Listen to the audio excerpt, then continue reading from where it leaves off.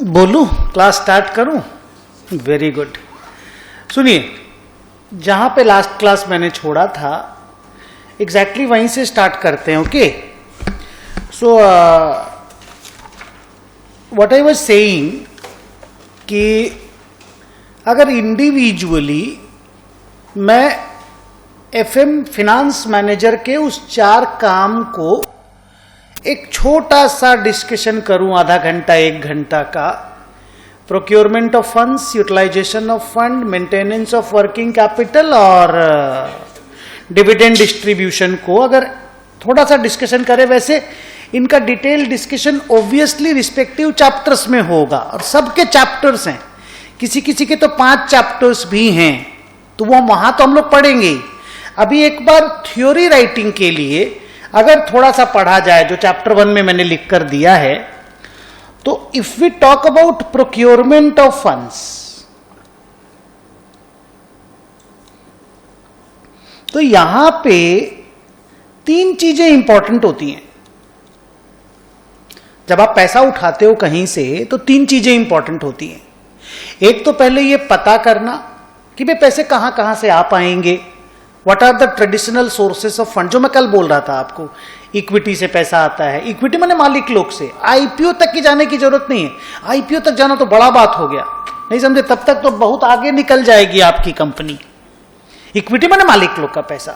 Date से पैसा आ सकता है, डेट में आप डिबेंचर इश्यू कर सकते हो, बैंक से पैसा ले सकते हो, प्रेफरेंस शेयर से पैसा आ सकता है, इंटरनेशनली आप फिनांसिंग ले सकते हो, एंजल इन्वेस्टर से इक्विटी मांग सकते हो, है ना। तो ये सारे पहले सोर्सेस पता कर लो। अच्छा, सोर्सेस पता कर लेना मतलब ये भी नहीं है कि तुम उन सोर्सेस को टैप कर पाओगे। सोर्स तो पता चल जाता, जैसे मेरे को पता है कि उत्तराखंड में क्या नाम, गंगोत्री से गंगा निकलती है, पर हम वहां से जाके पानी ला पाएंगे जरूरी थोड़ी है। मेरे को तो अपने पास में जो टैप वाटर है वही ढूंढना पड़ेगा ना। सो अपन किसको जाके अप्रोच कर सकते हैं, कहां से पैसा अपन जुगाड़ कर सकते हैं, वो भी फिनेंशियल मैनेजर को ही जज करना पड़ता है। रिसोर्सेस तो ढूंढना बहुत आसान है, पर अपने लिए अवेलेबल रिसोर्सेस भी तो ढूंढना पड़ेगा, तो वो फिनेंशियल मैनेजर की जिम्मेदारी है। फिनांस मैनेजमेंट के फंक्शन के अंदर ही आता है, जो हम लोगों को पढ़ाई के अंदर है। अब आया कि सर ठीक है, पता कर लिए कहां कहां से पैसा आता है, अब क्या करना है। अब हरेक सोर्सेस का कॉस्ट, रिस्क और कंट्रोल डाइल्यूशन, ये आपको अपने कॉपी में लिखना चाहिए। खास करके हम कोई भी फोटो, डायग्राम, ग्राफ, चार्ट बनाएंगे ना, वो कॉपी में आप लिखिए थोड़ा थोड़ा करके। हाँ, बाकी बुक को बेस बनाइएगा। Book is 100% study mat covered, मेरा नॉलेज कवर्ड। ओके, तो अगर आप पूरा बुक पढ़ लेते हो ना, तो इंस्टीट्यूट की तरफ से बोला हुआ एक सेंटेंस भी नहीं बचेगा। आप समझ रहे हो, मैंने इतना मेहनत किया इस चीज पे इस बार कि ये, और हमारा जो अपना एक तो फंडा है पढ़ाने का, मेरा जो अपना एक तो कॉन्सेप्ट है एफएम इतने साल से पढ़ाने का, वो क्लास में मैं दूंगा। वो बुक में 80% है, 20% क्लास में मिलेगा। क्लास में 100% मिलेगा, पर बुक ढूंढोगे तो उसमें 80% मिलेगा। समझे मैं क्या बोल रहा हूं। तो वो आप कभी कॉपी में लिख लिया, कभी मैं फॉर्मूला के रूप में लिख के दिया, वो आपको लिखते रहना है कंसिस्टेंट बेसिस पे। You got it. तो चलो पढ़ते हैं। सर ये क्या है, cost analysis, risk analysis, dilution of control analysis management को करना पड़ता है। सर कॉस्ट एनालिसिस मींस, अब आप डिबेंचर इशू करोगे तो आपको ब्याज देना पड़ेगा, एनुअल इंटरेस्ट पेमेंट करोगे, बोलो हाँ या ना। और इंटरेस्ट पेमेंट करोगे तो इंटरेस्ट का ना टैक्स सेविंग होता है। सर मतलब इंटरेस्ट जब आप पे करते हो ना, तो गवर्नमेंट उसको एक्सपेंस मानती है और उसको माइनस करके आपको टैक्स देना पड़ता है। जब आप इक्विटी को डिविडेंड दोगे तो ऐसा होता नहीं है, क्योंकि वो आपको आफ्टर टैक्स इनकम से देना पड़ता है, वो अप्रोप्रिएशन माना जाता है। बातचीत करते रहना आप लोग, बहुत अच्छा लगेगा एफएम में, बार बार बोलता हूं। तो ना इंटरेस्ट का एक इनहेरेंट एडवांटेज है टैक्स बचाने का। तो अगर आप 10% इंटरेस्ट भी दिए और 30% आप अगर टैक्स ब्रैकेट में हैं, तो 10 रुपया अगर आप पे कर रहे हो तो 3 रुपया बचा लोगे, तो आपके तो इफेक्टिवली आगे बोलना है, 7 रुपया ही खर्चा हुआ ना, 10 रुपया ब्याज का दिए, 3 रुपया अगर ब्याज की वजह से टैक्स बचा लिए तो 7 रुपया ही तो इफेक्टिव खर्चा हुआ। तो cost comes down when we issue debentures, yes और नो। लेकिन इक्विटी में ऐसा नहीं होता। प्लस दूसरी प्रॉब्लम क्या है बेटा कि डिबेंचर, क्योंकि लोन डिबेंचर थोड़े सिक्योर्ड टाइप के होते हैं। सिक्योर्ड मींस बाकी लोगों को पैसा मिले नहीं मिले, कंपनी को डेट वालों को पैसा पहले देना पड़ता है, इंटरेस्ट का पेमेंट पहले देना पड़ता है, चाहे कंपनी को प्रॉफिट हो या नहीं हो। Dividend is after all paid when there is profit, पर इंटरेस्ट तो has to be paid whether there is profit और नॉट। प्रिंसिपल का रिडेम्पशन का टाइम अगर डिवेंचर या लोन के केस में आएगा तो देना ही पड़ेगा, वेदर यू हैव मनी और नॉट। कहीं से असेट बेच करके दीजिए, आपको देना तो पड़ेगा। ये तो ऐसे ही टैक्स और सैलरी का पेमेंट जैसे नहीं होता है, क्या देना ही पड़ेगा, वैसे ही इंटरेस्ट का पेमेंट भी देना ही पड़ेगा, प्रिंसिपल का पेमेंट भी देना ही पड़ेगा। सो दैट वे डिबेंचर या लोन रिस्की होता है, सेफ नहीं होता है। और सोचिए ना, जितने कंपनियां बर्बाद हुई, Reliance industry, Reliance capital, Reliance infrastructure, Reliance power, Anil Ambani की तीनों कंपनियां, फिर दीवान हाउसिंग, तुम्हारे उसकी सारी कंपनियां, वो जो ज्वेलर था वो जो भाग गया, मेहुल चोकसी की कंपनियां, फिर तुम्हारा विजय माल्या की कंपनियां, क्यों बर्बाद हुई? डेट की वजह से, डिबेंचर्स की वजह से। तो उन लोग के बैलेंस शीट में डिबेंचर तो नहीं था, बैंक लोन था। क्योंकि डिबेंचर बहुत इजी नहीं होता इशू करना, बड़े लोगों के लिए भी, और पब्लिक भी ना डिबेंचर सब्सक्राइब करके खुश नहीं होती। तो बैंक ही लोन देती है इन लोगों को, तुम समझ लो। हम लोग भी ना बैंक से ही लोन ले पाएंगे, हम लोग भी जब बिजनेस स्टार्ट करेंगे ना तो बैंक से ही लोन ले पाएंगे। डिबेंचर, और डिबेंचर इशू करने में खर्चा भी बहुत है ना। प्रोस्पेक्टस छपाओ, फाउंडेशन याद कीजिएगा, प्रोस्पेक्टस छपाओ, प्रोस्पेक्टस को सेबी से वेट कराओ, परमिशन लो, फिर इतना सारा फॉर्म छपाओ, इशू करेंगे, बैंकर लोगों को अपॉइंट करो, पैसा जमा होगा, बहुत खर्चा लगता है। मतलब इशू लेकर के आओ, तुम्हारा एडवर्टाइजमेंट करो, इतना खर्चा। बैंक से बात करेंगे, डायरेक्टली काम होता है, कम खर्चा में, है ना। तो बैंक लोन चीपर होता है so far as issue expenses are. इस तरह का बात कर सकता हूं मैं? गुड, जरूरी पड़ेगा बेटा। हाँ, तो लोन में देखो रिस्क तो होता है, इंटरेस्ट का पेमेंट करना पड़ेगा वेदर देयर इज प्रॉफिट और नॉट, प्रिंसिपल वापस देना पड़ेगा वेदर यू हैव मनी और नॉट। नहीं दे पाओगे तो आपके अगेंस्ट में इंसॉल्वेंसी का कोर्ट में केस चलने लग जाएगा, आपको हो सकता है देश छोड़ के लंदन भागना पड़ जाए, आपकी कंपनी यहीं बैठी रह जाएगी। तो हो गए ना लिटरली बर्बाद, डेट की वजह से हुए ना। डेट, लोन को शॉर्ट में डेट बोलते हैं। डेट, डेटर को मत बोलिएगा। एफएम की क्लास में डेट मीन्स लोन, एफएम की क्लास में डेट मीन्स लोन, अकाउंट्स में डेट इज डेटर। ओके, लेकिन डिबेंचर सस्ता है, लोन सस्ता है। सर सस्ता कैसे? देखो दो तरीके से सस्ता है। एक तो मैंने आपको बोला कि इंटरेस्ट पे करने से टैक्स का बचत होता है। कैसे बचत होता है समझ गए ना आप लोग? गुड, हाँ ना बोलते रहना, बातचीत करते रहना, एक आध दो वर्ड्स बीच बीच में निकालते रहना, तो हमको भी कॉन्फिडेंस रहेगा कि यस मेरा बच्चा समझ रहा है। अच्छा, एक जानते हो इनहेरेंट भी वो इंटरेस्ट का रेट कम होता है, माने अपने आप भी वो कम होता है। सर अपने आप कम होता है मतलब तुम सोचो, एक डिवेंचर को सब्सक्राइब करने वाला आदमी वो सेफ है कि नहीं रिलेटिवली? डिवेंचर को सब्सक्राइब करने वाला आदमी और इक्विटी को सब्सक्राइब करने वाले आदमी का अपना वो करके देखो। डिवेंचर वाला सेफ है ना, कंपनी के लिए डिवेंचर रिस्की है, पर इन्वेस्टर के पॉइंट ऑफ व्यू से अगर आप सोचोगे तो डिवेंचर सेफ है ना, उसको तो मिलना ही है ब्याज, उसको तो मिलना ही है प्रिंसिपल, टाइम आएगा पैसा मिलना ही है। कंपनी के डिसीजन मेकिंग पे कुछ भी डिपेंडेंट नहीं है वो आदमी, तो वो रिलेटिवली सेफ है, यानी वो रिस्क फ्री है, कम ले रहा है, तो उसको रिटर्न भी कम एक्सपेक्ट करना पड़ेगा।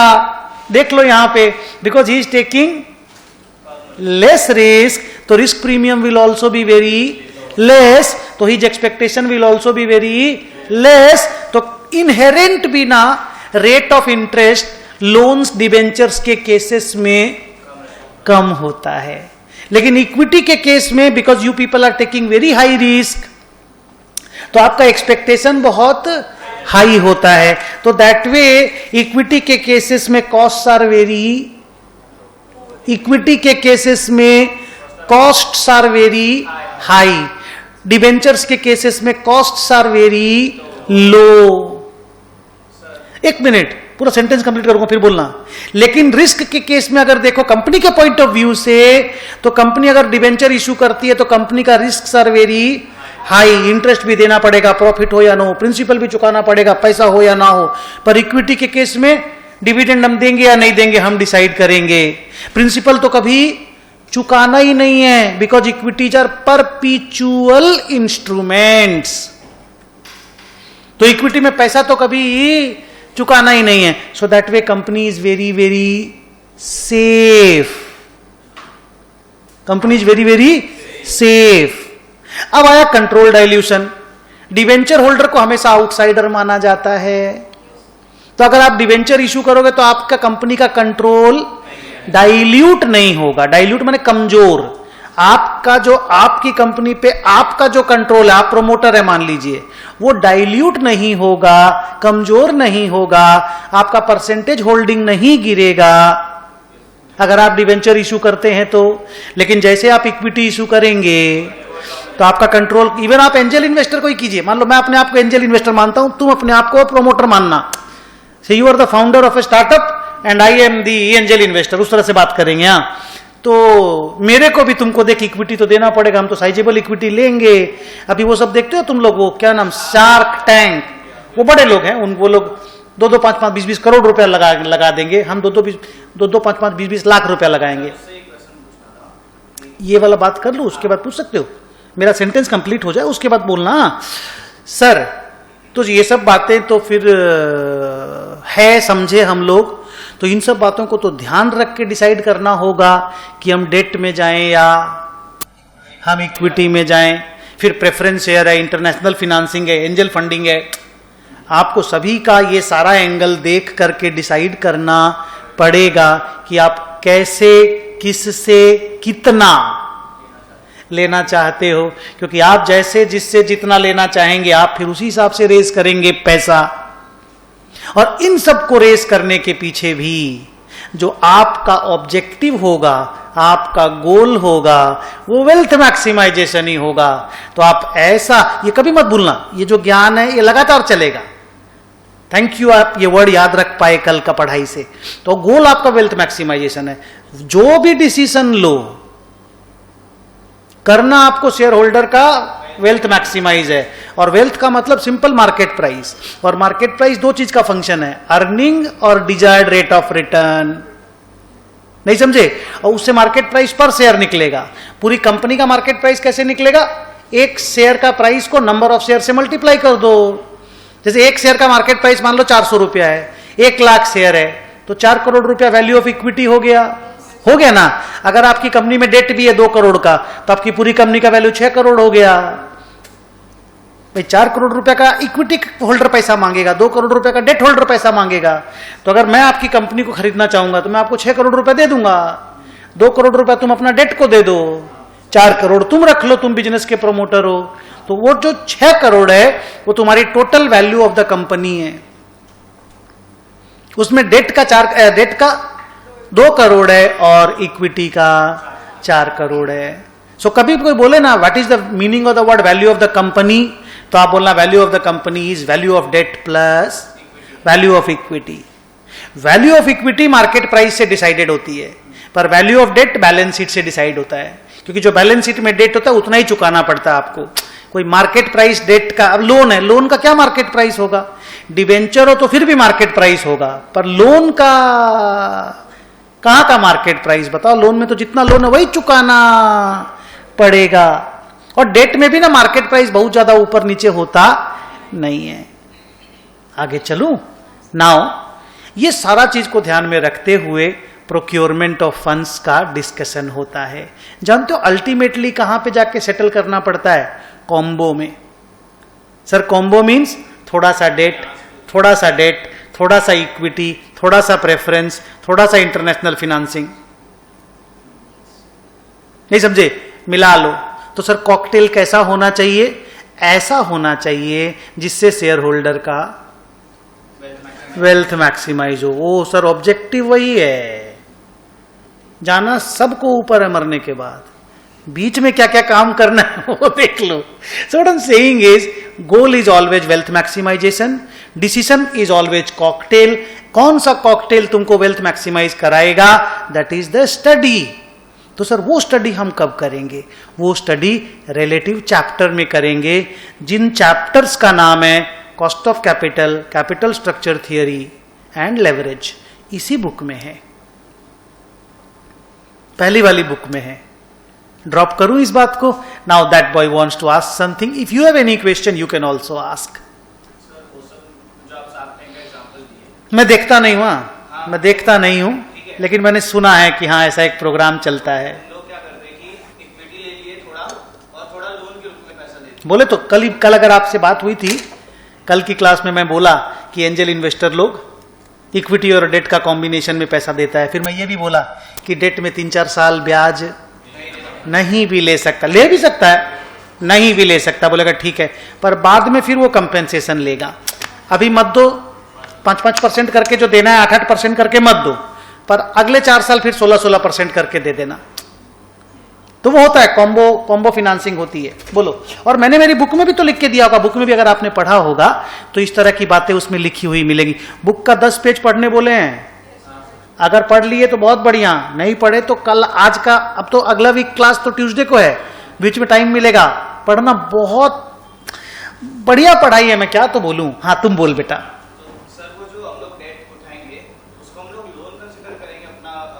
बिल्कुल लोन कंसीडर करेंगे, बिल्कुल। बैलेंस शीट में लोन लिखा जाएगा, loan from Ashneer Grover, Sudarshan Agrawal, loan from Sudarshan Agrawal और इक्विटी शेयर कैपिटल। मान लो तुम मेरे से 50 लाख रुपया लिए, मैं बोला 20 लाख रुपया डेट रहेगा, 30 लाख रुपया इक्विटी रहेगा। मेरे को पार पे इक्विटी दे दो तो तुम 3 लाख शेयर मेरे को इशू कर दोगे, नहीं समझे? और तुम मान लो अपना पैसा इक्विटी में ही लेकर के आओगे, तो तुम मान लो 10 लाख रुपया लेके आए, तो तुम अपना 1 लाख रुपया, 1 लाख शेयर ले लिए, तो तुम्हारे बिजनेस में अब 60 लाख रुपया हो गया। 50 लाख मेरा, 10 लाख तुम्हारा, पर तेरा ओनरशिप 25% है। कैसे? क्योंकि इक्विटी हम 3 लाख लिए, इक्विटी हम 5 लाख शेयर का नहीं लिए। इक्विटी हमने as an angel investor 3 lakh share का लिया है, और तुमने इक्विटी 1 लाख इशू किया अपने आप को, तो टोटल इक्विटी तुम्हारा इशू हुआ 4 लाख। 4 लाख में 1 लाख तेरे पास है तो 25%, 3 लाख मेरे पास तो 75%। अब तुम बोलोगे सर हम आपको 75% इक्विटी नहीं देंगे, तो ठीक है कोई और एंजल इन्वेस्टर खोज लो, नहीं समझे? लेंस कार्ट वाले वो खोज लो। आप समझ रहे हो मैं क्या बोल रहा हूं? सो what I am saying is, तुम्हारा कहां पे अप्रोच है, तुम कितना इक्विटी डाइल्यूट कर सकते हो, ये सब तुमको सोचना है। वो एक शेयर का जो मार्केट प्राइस होता है, बच्चे का एक question, market capitalization n number of time use होगा, आज इस सीख लो, अच्छा है। एक शेयर का मार्केट प्राइस मल्टीप्लाइड बाय कितना शेयर आपने इशू कर रखा है। फॉर एग्जाम्पल, अगर अपनी कंपनी का एक शेयर का बाजार में दाम 400 रुपया है और अपन 1 करोड़ शेयर इशू करके रखे हैं, तो अपनी कंपनी का मार्केट कैपिटलाइजेशन हो गया 400 करोड़ रुपया। मतलब किसी को भी हमारी कंपनी अगर खरीदनी होगी तो 400 करोड़ रुपया उसे देना होगा। लेकिन सुनो, लेकिन 400 करोड़ में हम बेचेंगे नहीं, ज्यादा में बेचेंगे। हमारी कंपनी 400 करोड़ की खड़ी हो गई है, तो हम थोड़ी 400 करोड़ में डाइल्यूट करेंगे 100% अपना इक्विटी, तो आपको महंगा पेमेंट करना पड़ेगा, हम प्रीमियम भी मांगेंगे, सब कुछ मांगेंगे। लेकिन that 400 crore is called market capitalization. Stock market में ये वर्ड बहुत फेमस है, इसको सिंपल हम लोग बोलते हैं value of equity. Market capitalization का दूसरा नाम है वैल्यू ऑफ इक्विटी। जैसे मार्केट प्राइस पर शेयर क्या हुआ, value of 1 equity share. Market capitalization क्या हुआ, value of all the equity shares, value of all the equity share, that is M cap. M is market, dot cap, CAP dot, that is capitalization. तो market capitalization means market price of all the issued shares together, market price of all the issued shares together, उसको market capitalisation बोलते हैं। तो हमेशा आप ना कोई भी कंपनी का वैल्यूएशन करो, बात करो, तो उसका एक शेयर का मार्केट प्राइस से कभी बात मत करना, that's a nonsense thing. For example, एक कंपनी ने टोटल 5 शेयर इशू करके रखा है, टोटल 5, तेरे पास एक शेयर, तेरे पास एक 5 जन के पास 5 शेयर है। अब एक शेयर का दाम 1 करोड़ रुपया है मार्केट में, तो 5 शेयर का 5 करोड़ ही तो हुआ, 5 करोड़ ही तो हुआ। अब कोई कंपनी का 150 करोड़ शेयर है, 150 करोड़ नंबर ऑफ शेयर, और एक शेयर का दाम 2500 रुपया है, तो 150 करोड़ इंटू 2500, समझ रहे हो मैं क्या बोल रहा हूं? 150 इंटू 2500 करिए, कैलकुलेटर उठा के रखिए, कैलकुलेटर एफएम की क्लास में सामने रहना चाहिए। हम डांटेंगे कभी भी नहीं, हम इस तरह से जोर से बोलेंगे ना तो डांट नहीं रहे हैं हम, खाली बस आपको तुरंत सीन में आने बोल रहे हैं। अब 150 इंटू 2500 करो, 2500 पर शेयर, और 150 शेयर 150 करोड़ शेयर है, तो 37,50,000 करोड़ की कंपनी हो गई। ये 37,50,000 नहीं है, इन करोड़ है, ये करोड़ है। तो आपकी 5 करोड़ की कंपनी है, 1 करोड़ रुपए तो एक शेयर का दाम है, पर साला इसे तो 5 शेयर है। तो इसलिए एक शेयर का मार्केट प्राइस देखना कभी भी उचित नहीं है। देखने से 1 करोड़ आपको लगेगा रिलायंस से भी ज्यादा, अबे नहीं, तेरी कोई औकातें नहीं है। बोले 1 करोड़ एक शेयर का दाम है, तो क्या हो गया? टोटल शेयर भी तो 5 है, तो कंपनी तो छोटी हुई ना, 5 करोड़ रुपए की कंपनी हुई ना। पर रिलायंस तो 16 लाख करोड़ की कंपनी है, तो 5 करोड़ और 16 लाख करोड़ में फर्क नहीं है क्या? समझे? तो इसलिए कभी भी ना एक शेयर के मार्केट प्राइस से कंपनी की औकात पता करना बेवकूफी होती है। टोटल मार्केट कैपिटलाइजेशन, कंपनी कितना में मिल रही है, हम लोग ये देखते हैं, एम कैप कितना है, मार्केट कैपिटलाइजेशन कितना है, ऑलवेज वो बेस होना चाहिए। सेम तरीका है, लेकिन उसमें मार्केट प्राइस नहीं होता, उसमें वैल्यूएशन कराया जाता है। उसमें ये हम लोग पढ़ रहे हैं ना अभी, ये जो इंट्रिंसिक वैल्यू हम लोग निकाल रहे हैं, यही तरीका सबसे वैल्यूएशन होता है। और ये वैल्यूएशन का मेन आप पढ़ाई फाइनल्स में करोगे, और आपको भी हिंट मिलने लग जाएगा। जैसे कल एक तो इंट्रिंसिक वैल्यू निकाले हम लोग एशियन पेंट का, यही तरीका है। उसमें और बहुत सारे तरीके हैं, there are n number of ways, n number of ways से n number of answers come. बच्चे ने पूछा प्राइवेट लिमिटेड कंपनियों का, जो अनलिस्टेड कंपनियां हैं, उसका मार्केट कैपिटलाइजेशन कैसे निकलता है? तो मार्केट कैपिटलाइजेशन तो निकलेगा नहीं, बिकॉज दे आर अनलिस्टेड, उनका वैल्यूएशन होता है। जैसे मेरा एक कंपनी है, उसमें हम लोग ये वैल्यूएशन का काम करते हैं। हेलो, उसमें हम लोग ये वैल्यूएशन का काम करते हैं। अभी हम लोगों के पास एक ग्रुप का काम आया जिसमें 20 कंपनियों का हम लोगों को वैल्यूएशन करना है। कोई पीई इन्वेस्टर उसमें पैसा लगाएगा, नहीं समझे? जैसे वो शार्क टैंक देखते हो ना, उससे शार्क टैंक से बड़े बड़े शार्क टैंक कर रहे हैं। शार्क टैंक तो बच्चे लोग, वो लोग दोस्त पीपल और बच्चा लोग, नहीं समझे? उनसे बड़े लोग हैं जो उनमें पैसा लगाते हैं। जिन्होंने लेंस कार्ट में पैसा लगाया, आप उनके बारे में सोचो। जो असनीर ग्रोवर को उठा के बोर्ड से फेंक सकता है, उससे सोचो। असनीर ग्रोवर उस कंपनी में नहीं, मालूम है ना? हाँ, वो गया, हमेशा के लिए गया, वो फ्रॉड किया वो। नहीं, मैं बता रहा हूं ना तुमको, तो he is a fraudster today. अब कब वो जेल जाएगा नहीं जाएगा वो बाद की बात है।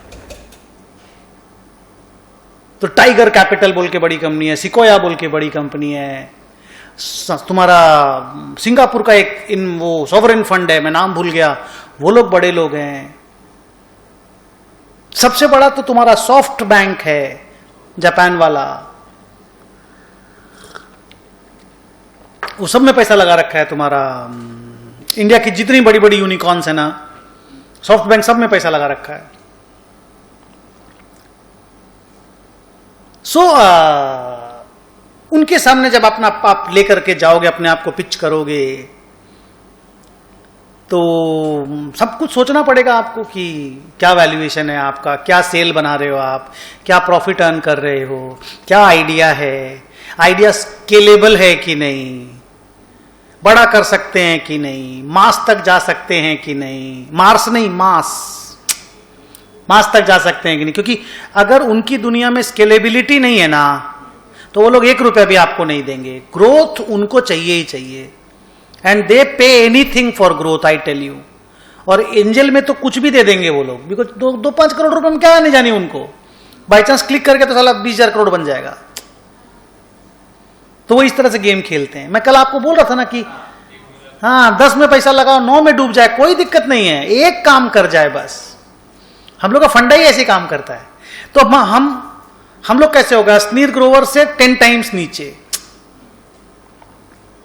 नहीं समझे? मान लो अस्नीर ग्रोवर 300 करोड़ का आदमी है, तो मैं 30 करोड़ का आदमी हूं, या मान लो 3 करोड़ का आदमी हूं, पर अस्नीर ग्रोवर का भी तो कोई बाप है। आप समझे? तो ये गेम ऐसे ही चलता है बेटा। आप इसको ना और सीरियस मत लो, अभी इसको आगे बढ़ाते हैं अपनी पढ़ाई को। So stop now. ये डायग्राम बनाया आप लोग? Very good. और सारा पॉइंट समझे? Very nice. अब अगर मैं दूसरे फंक्शन का बात करूं,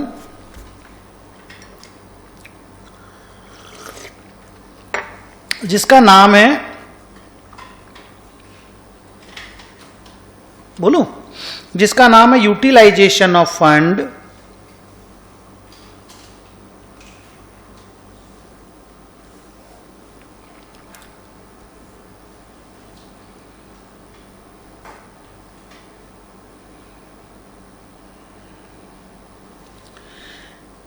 इसमें हम लोगों को क्या करना पड़ता है, हम लोगों को प्रोजेक्ट फाइंड आउट करना पड़ता है कि कहां पे पैसा लगाएं, कहां पे पैसा लगाना सबसे ज्यादा प्रॉफिटेबल होगा, लॉन्ग रन चलेगा, ग्रोथ बहुत अच्छा होगा, ऐसा बिजनेस ढूंढना पड़ता है। नहीं समझे? तो अपन कौन से बिजनेस के लिए एक्सपर्ट हैं, अपने एक्सपर्टीज पे ही तो अपन ज्यादा फ्लरिश कर पाएंगे ना। तो वो काम, तो उसमें क्या होता है, सबसे पहले आप मल्टीपल प्रोजेक्ट आइडेंटिफाई करो, फिर अपनी औकात से अगर बहुत ज्यादा पैसा मांग रहा है वो प्रोजेक्ट में इन्वेस्टमेंट, उसको रिजेक्ट करो, अपनी औकात देख करके अकॉर्डिंगली सोचो। फिर देखो कि कितना आउटफ्लो है, कितना इनफ्लो है, फिर इनफ्लो का डिस्काउंटिंग करके पीवी निकाल लो। फिर देखो वो बिजनेस आप कल किए थे जो 2200 रुपया में हम लोगों को लग रहा था, 2900 रुपया में एशियन पेंट महंगा लग रहा था ना, तो वो एशियन पेंट को एक बिजनेस का सम समझ लो। तो कितना आउटफ्लो लगेगा से 2900, कितना इनफ्लो मिलेगा से 3600, इनफ्लो का पीवी निकाला तो कितना आया, से आया 2200।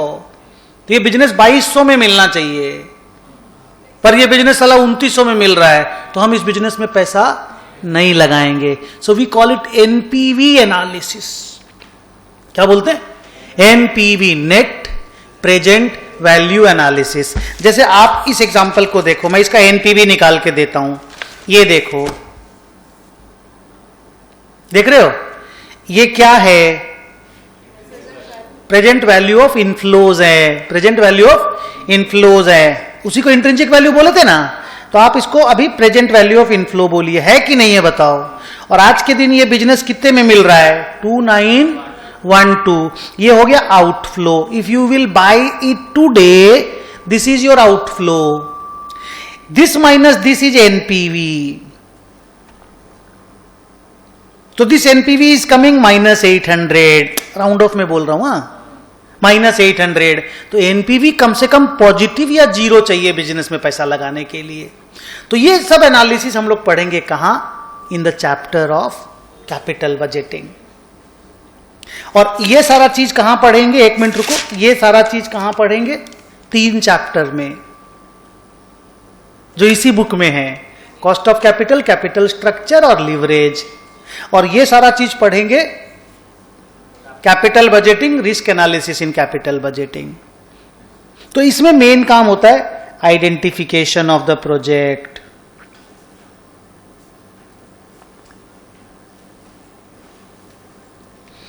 Inflow outflow determination,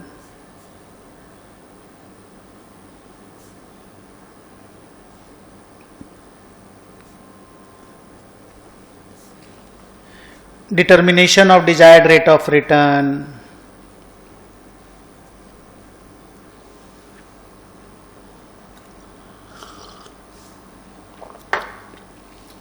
finding NPV,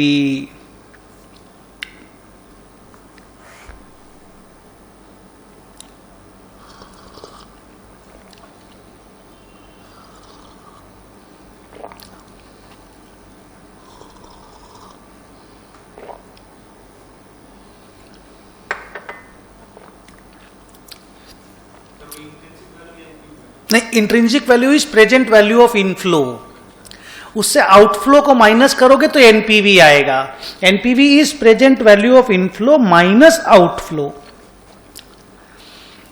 मतलब intrinsic value minus market price. अगर आप उस क्वेश्चन को बेस बनाते हो तो intrinsic value minus market price. क्यों? क्योंकि मार्केट प्राइस का मतलब उस दाम में आपको खरीदना पड़ेगा, दैट इज आउटफ्लो, और present value of inflow is intrinsic value, उतना में आपको खरीदना चाहिए। तो कोई बिजनेस आपको 200 रुपया में खरीदना चाहिए और वो बिजनेस 120 रुपया में मिल रहा है, बोलो तो आप खरीदोगे कि नहीं खरीदोगे? 200 में भी आप खरीद सकते हो, 120 में मिल रहा है तो सस्ता है ना, एनपीवी इज पॉजिटिव। अब ये 200 को 200 करोड़ समझ लो, 200 लाख समझ लो। 200 का बात करोगे तो छोटा मोटा शेयर, 200 लाख का बात करोगे तो छोटा बिजनेस, 200 करोड़ का बात करोगे बड़ा बिजनेस, 200 बिलियन का बात करोगे तो एप्पल। बट स्टोरी एक ही है, कहानी यही है। ड्रॉप कर दो। उसके बाद आता है तुम्हारा day to day management of working capital, आप शॉर्ट में लिखोगे मैनेजमेंट ऑफ वर्किंग कैपिटल। ये इंडिविजुअल चैप्टर एनालिसिस हो रहा है और साथ में फंक्शंस ऑफ फिनेंशियल मैनेजमेंट या स्कोप ऑफ फिनेंशियल मैनेजमेंट का पॉइंट वाइज डिस्कशन चल रहा है, जो आपके चैप्टर 1 का पार्ट है। अगर आप पढ़े होंगे तो आपको ये सब चीजें देखने मिली होंगी अलग अलग वर्ड्स में, तब आप उतना अच्छा से कॉम्प्रिहेंड नहीं कर पा रहे होंगे। आज जब वापस घर जाकर के पढ़ोगे ना, सिचुएशन ही अलग रहेगा, एक एक वर्ड आपको समझ में आने लगेगा। और अब जब पढ़ोगे ना तो कोई सा भी वर्ड जो नहीं समझ में आया, कोई सा भी सेंटेंस जो नहीं समझ में आया, उसको अंडरलाइन कर दोगे। पर्सनली क्लास खत्म होने के बाद मेरे से मिल लोगे, लेकिन चैप्टर खत्म होने के बाद मिलना अच्छा रहेगा, क्योंकि बीच बीच में बहुत सारी चीजें एक्स्ट्रा समझ में आती रहेंगी तुम्हें। ओके, नाउ लेट मी आगे बढ़ना। हाँ सर, ये क्या है management of working capital? Working capital में क्या आता है? Answer is sir current asset और करेंट लायबिलिटी आता है, माइनस करना पड़ता है। क्या आपको नहीं लगता कि बिना करेंट असेट करेंट लायबिलिटी के धंधा नहीं चलेगा? चाहिए कि नहीं चाहिए बताइए ये सब चीजें बिजनेस में? Stock, debtor, creditor, cash, bank, bills receivable, raw material, WIP, finish good, सब धंधा में चाहिए कि नहीं चाहिए? फ्री में आता है कि पैसा लगता है? फ्री में तो जहर भी नहीं आता कि जाके सुसाइड कर लें। बोलो, पैसा उसके लिए भी लगता है, बोलो हाँ ना। हम लोगों को मरना नहीं, हम लोग को बड़ा धंधा खड़ा करना है, क्या समझे? हम लोगों को एंटरप्रेन्योर बनना है,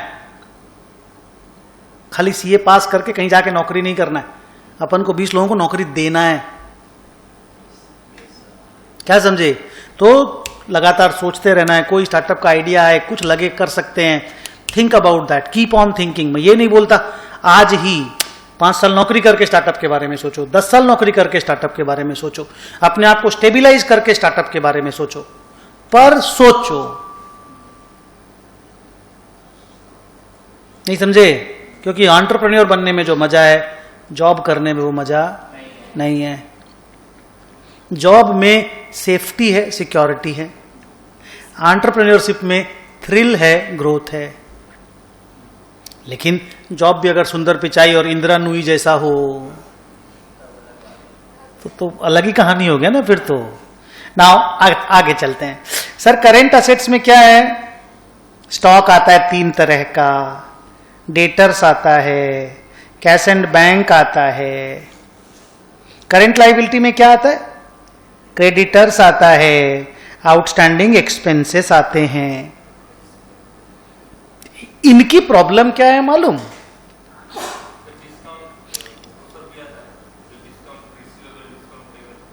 सब कुछ आता है, but they are very so minuscule ना, उनकी बात नहीं होती। मतलब 200-500 रुपया 2 करोड़ रुपए में क्या मतलब रखता है। यहां पे ना more important is the knowledge content than the figure work. Figure work करेंगे तो सब कुछ आएगा। अब मैंने यहां 3 लिखा, होते 30 ठो हैं, तो मैं थोड़ी 30 ठो बैठ के लिखता रहूंगा अभी। Clear? All current assets, all current liabilities. Okay, अब तुम सोचो कि ये साले डे टू डे मैनेजमेंट मांगते हैं कि नहीं मांगते हैं? इनमें रोज का इन्वॉल्वमेंट है। रोज तुम जब घर से बाहर निकलते हो, तुम जरूर पर्स चेक करके निकलते हो कि मेरे पास उतना रुपया है कि नहीं कि मैं घर जब वापस ट्यूशन जाके वापस आ पाऊं। और रोज का चक्कर है कि नहीं बताओ इसमें? डेटर्स में रोज फॉलो अप है, कितना डेटर हो गया, हमारा डेटर आउटस्टैंडिंग बहुत ज्यादा बढ़ तो नहीं गया, हम उधार बहुत ज्यादा तो नहीं देने लग गए, ज्यादा देने लग गए तो कंट्रोल करिए, थोड़ा टान दीजिए। अच्छा, उधार दे नहीं रहे हैं क्या? माल बिक नहीं रहा है क्या? माल नहीं बिक रहा है तो चलो उधार थोड़ा एक्सटेंड करिए, क्रेडिट पीरियड थोड़ा बढ़ा दीजिए, पहले 20 दिन का उधार देते थे 30 दिन का देने लग जाइए। अच्छा, स्टॉक में बहुत सारा स्टॉक पड़ा है क्या? माल बिक नहीं रहा है क्या? तो स्टॉक बनाना रोक दीजिए। अच्छा, स्टॉक कम है क्या? कस्टमर वापस चले जा रहे हैं क्या? तो स्टॉक बनाइए, दुकान में स्टॉक नहीं रहेगा तो माल बिकेगा कैसे? हेलो? अच्छा, कैश इन हैंड नहीं है, सैलरी पेमेंट नहीं कर पा रहे हैं क्या? तो कैश जुगाड़ करके लाइए। अच्छा, बहुत सारा कैश पड़ा है क्या? तो साला ब्याज का नुकसान हो रहा है। कैश इन हैंड अगर पड़ा है, कैश एट बैंक पड़ा है करंट अकाउंट में, तो ब्याज का नुकसान हो रहा है, कहीं पे इन्वेस्ट कीजिए टेम्पोररी। तो ये रोज की कहानी है, हर हफ्ता देखना पड़ता है, हर दिन देखना पड़ता है। इसी के लिए there is something called treasury department. क्या डिपार्टमेंट? Treasury department. वो तुम्हारे सिलेबस में तुम लोग पढ़ोगे, दूसरी वाली बुक में तुमको वो वाला बुक मिलेगा, माने वो वाला कंटेंट मिलेगा। सर, इनमें ज्यादा इन्वेस्टमेंट हो जाने से क्या प्रॉब्लम है? मान लीजिए हम बहुत ज्यादा इन्वेस्ट कर दिए, रिक्वायरमेंट 4 करोड़ का है, हम 9 करोड़ लगा दिए, तो आइडल पड़ा है ना पैसा, पैसा ब्लॉक है ना, और ब्लॉक है, कॉस्ट तो लग रहा है ना। तुम तो पैसा कहीं से ना कहीं से लाए हो ना, अपना पैसा भी डाले हो तो उसका भी तो एक अपॉर्चुनिटी कॉस्ट है ना, इक्विटी का भी तो कॉस्ट है ना। इक्विटी तो सबसे महंगा है, बोलो हाँ। इक्विटी होल्डर लोग तो सबसे ज्यादा एक्सपेक्ट करते हैं ना, तो सबसे कॉस्टली इंस्ट्रूमेंट है। तो कॉस्ट कैसे नहीं है भैया? तो पैसा आइडल रखने से भी कॉस्ट है। और 4 करोड़ चाहिए, तुम 2.5 करोड़ लगा के धंधा कर रहे हो तो भी प्रॉब्लम है। बार बार स्टॉक आउट होगा, बार बार स्टॉक आउट होगा, कस्टमर को तुम टाइम पे माल दे नहीं पाओगे तो प्रॉफिटेबिलिटी कैसे 12 बच जाएगी? धंधा तो प्रॉफिट कमाने के लिए कर रहे हो ना। मैं प्रॉफिट के लिए पागल होने नहीं बोल रहा हूं, पर प्रॉफिट से ही तो वेल्थ मैक्सिमाइज होगा ना। तो ये तो ज्यादा रिस्क लेना हो गया ना। और 9 करोड़ रुपए लगाना बहुत कंजर्वेटिव हो गया। तो बहुत कंजर्वेटिव होना भी खराब है, बहुत रिस्क लेना भी खराब है। बिकॉज रिस्क को भी तो मैनेज करते हुए प्रॉफिट अर्न करना इज बेटर ना। तो ये अपना तीसरा टॉपिक है। अपना चौथा टॉपिक था डिविडेंड डिसीजन। लिखियो ना तुम लोग ठीक से, वेरी गुड। कम से कम मैं जितना बोर्ड पे लिखूं उतना तुम्हारा कॉपी में रहना चाहिए। वो सर्कल फर्कल सब नहीं रहे तो भी चलेगा।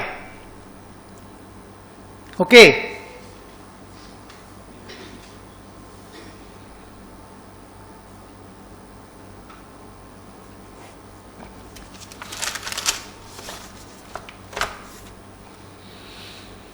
सर इसकी क्या कहानी है डिविडेंड डिसीजन की? इसकी एक ही कहानी है, आप ग्रोथ में हैं या आप सैचुरेशन में हैं। आपको पैसा धंधा में लगाने के लिए चाहिए या आपको और फर्दर इन्वेस्टमेंट आपके धंधे में नहीं करना है। अगर आपको ग्रोथ के लिए, और प्लस आपके शेयर होल्डर की क्या एक्सपेक्टेशन है डिविडेंड को लेकर के, हम लोग क्लाइंटेल इफेक्ट बोलते हैं। क्या बोलते हैं? Clientele effect. आपका शेयर होल्डर अगर गरीब जनता ज्यादा है, मान लो 80% of your share holders are poor people, तो आपको डिविडेंड नहीं तो उनका घर नहीं चलेगा। वो लोग हर साल आपसे डिविडेंड एक्सपेक्ट करते हैं। प्लस आपने पिछला साल कितना डिविडेंड दिया, उससे ज्यादा, कम से कम उतना तो कम से कम आप देंगे, उससे ज्यादा देने का आपका लालच रहता है, क्योंकि वो आपका थ्रिल है कि हम पिछला बार तो इतना दिए ही थे। हाँ, दैट, और तेरे मन में ज्यादा परेशानी, तेरा मतलब मैनेजमेंट के मन में, प्रोमोटर के मन में वो ज्यादा परेशानी का कारण है। और शेयर होल्डर बोलता है इतना हमको पिछला साल मिला था, तो इतना तो कम से कम हमको अभी भी मिलेगा, नहीं समझे?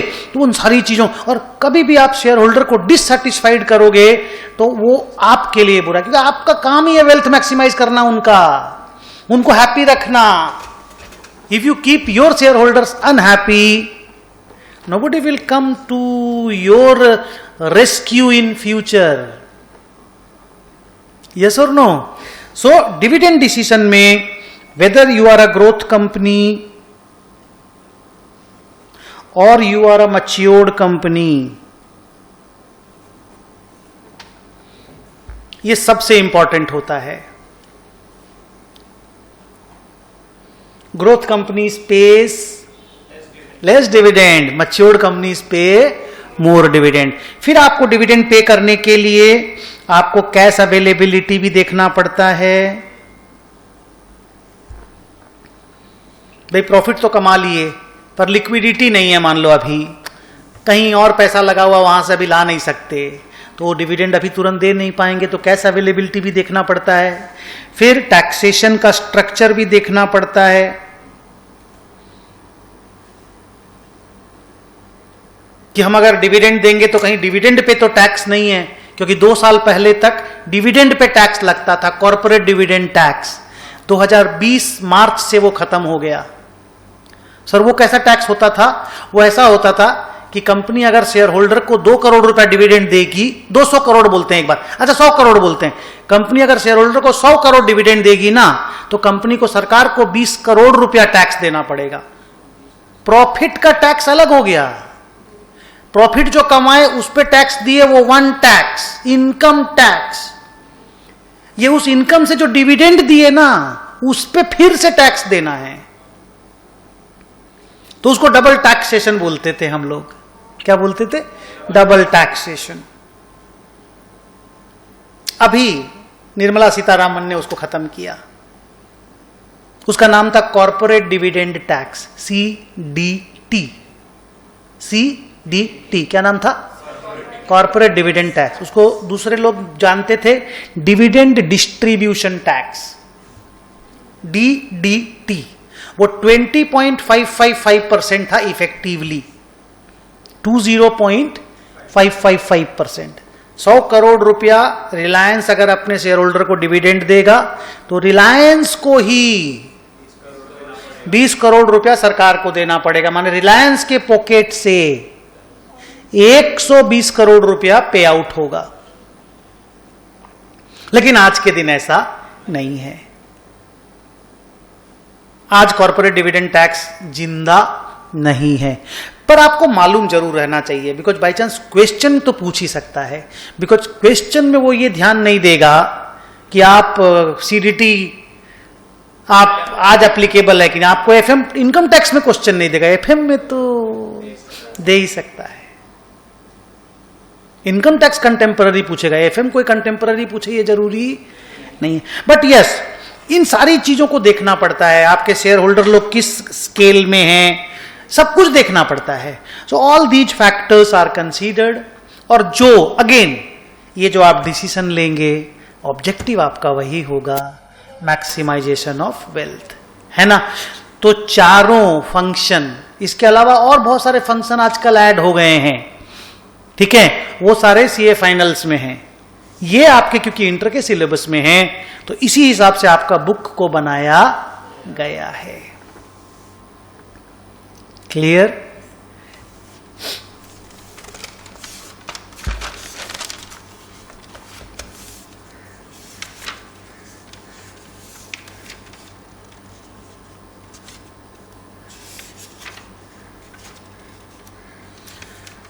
अब अपनी कॉपी में जो अगला टॉपिक आप लिखोगे, उस टॉपिक का नाम है,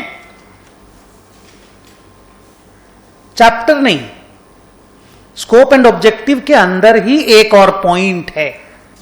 मैं उस पॉइंट को बोलता हूं एजेंसी प्रॉब्लम।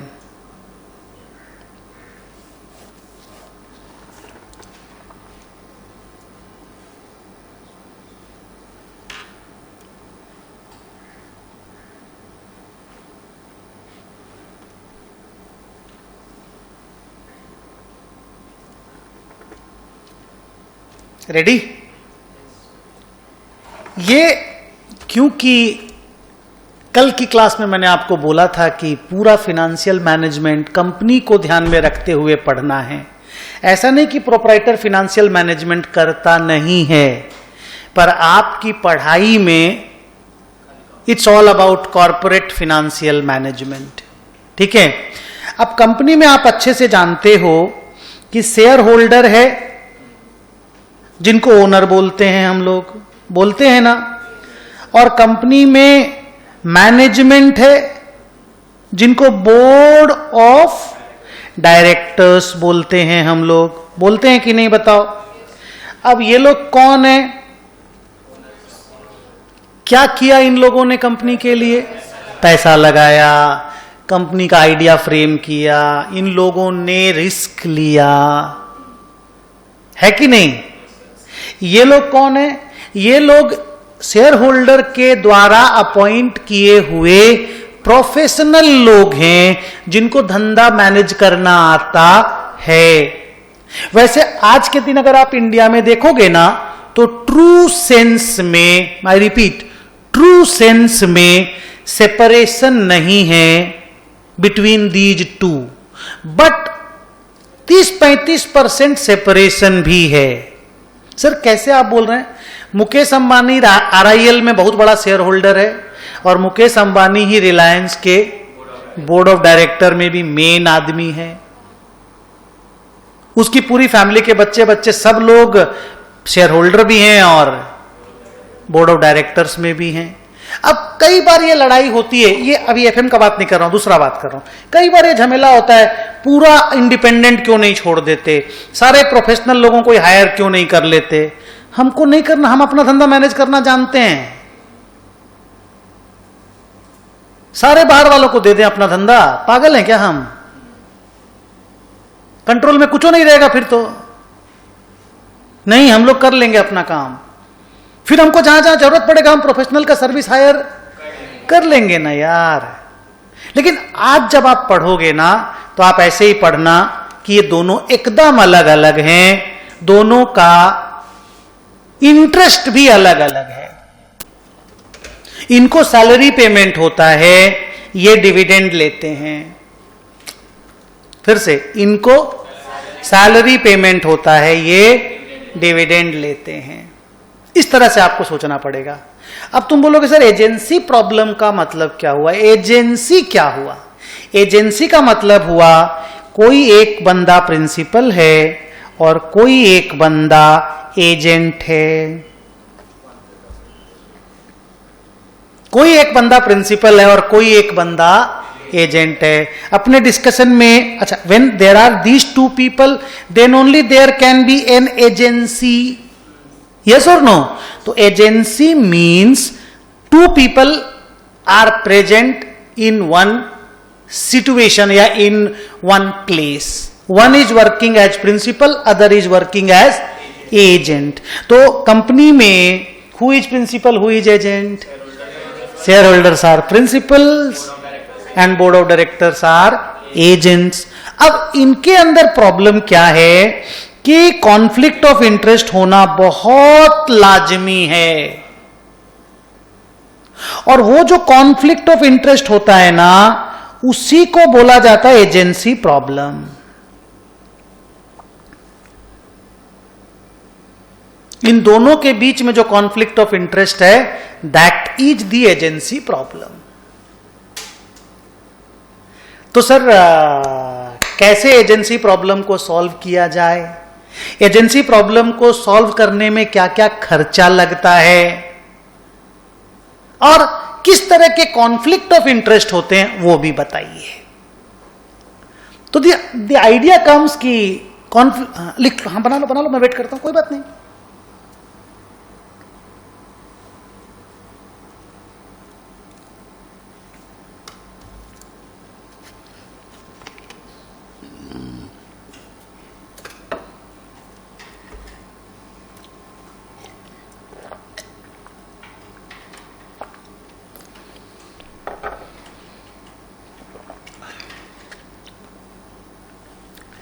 आगे बढ़ूं?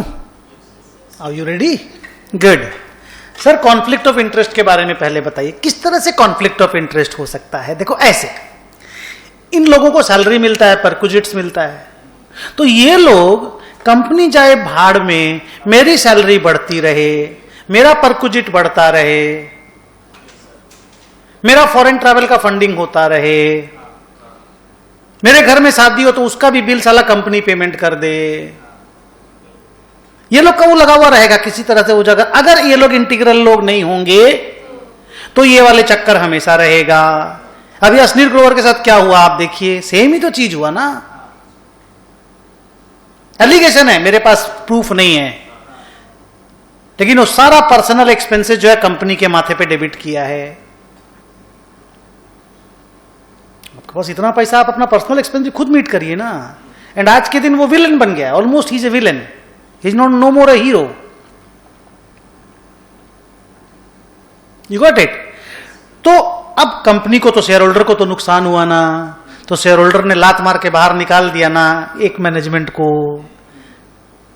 You got the point? तो ये बहुत नॉर्मल है। इनका इंटरेस्ट है कंपनी जाए भाड़ में, हमको मिलती रहे सैलरी पर गुजेट।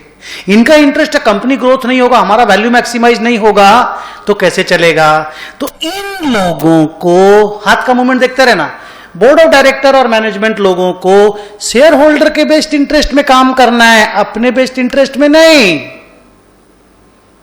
आपको शेयर होल्डर का वेल्थ मैक्सिमाइज करना है, because you people are there to manage the day to day affairs of the company. You are in the board, do whatever you can do so that wealth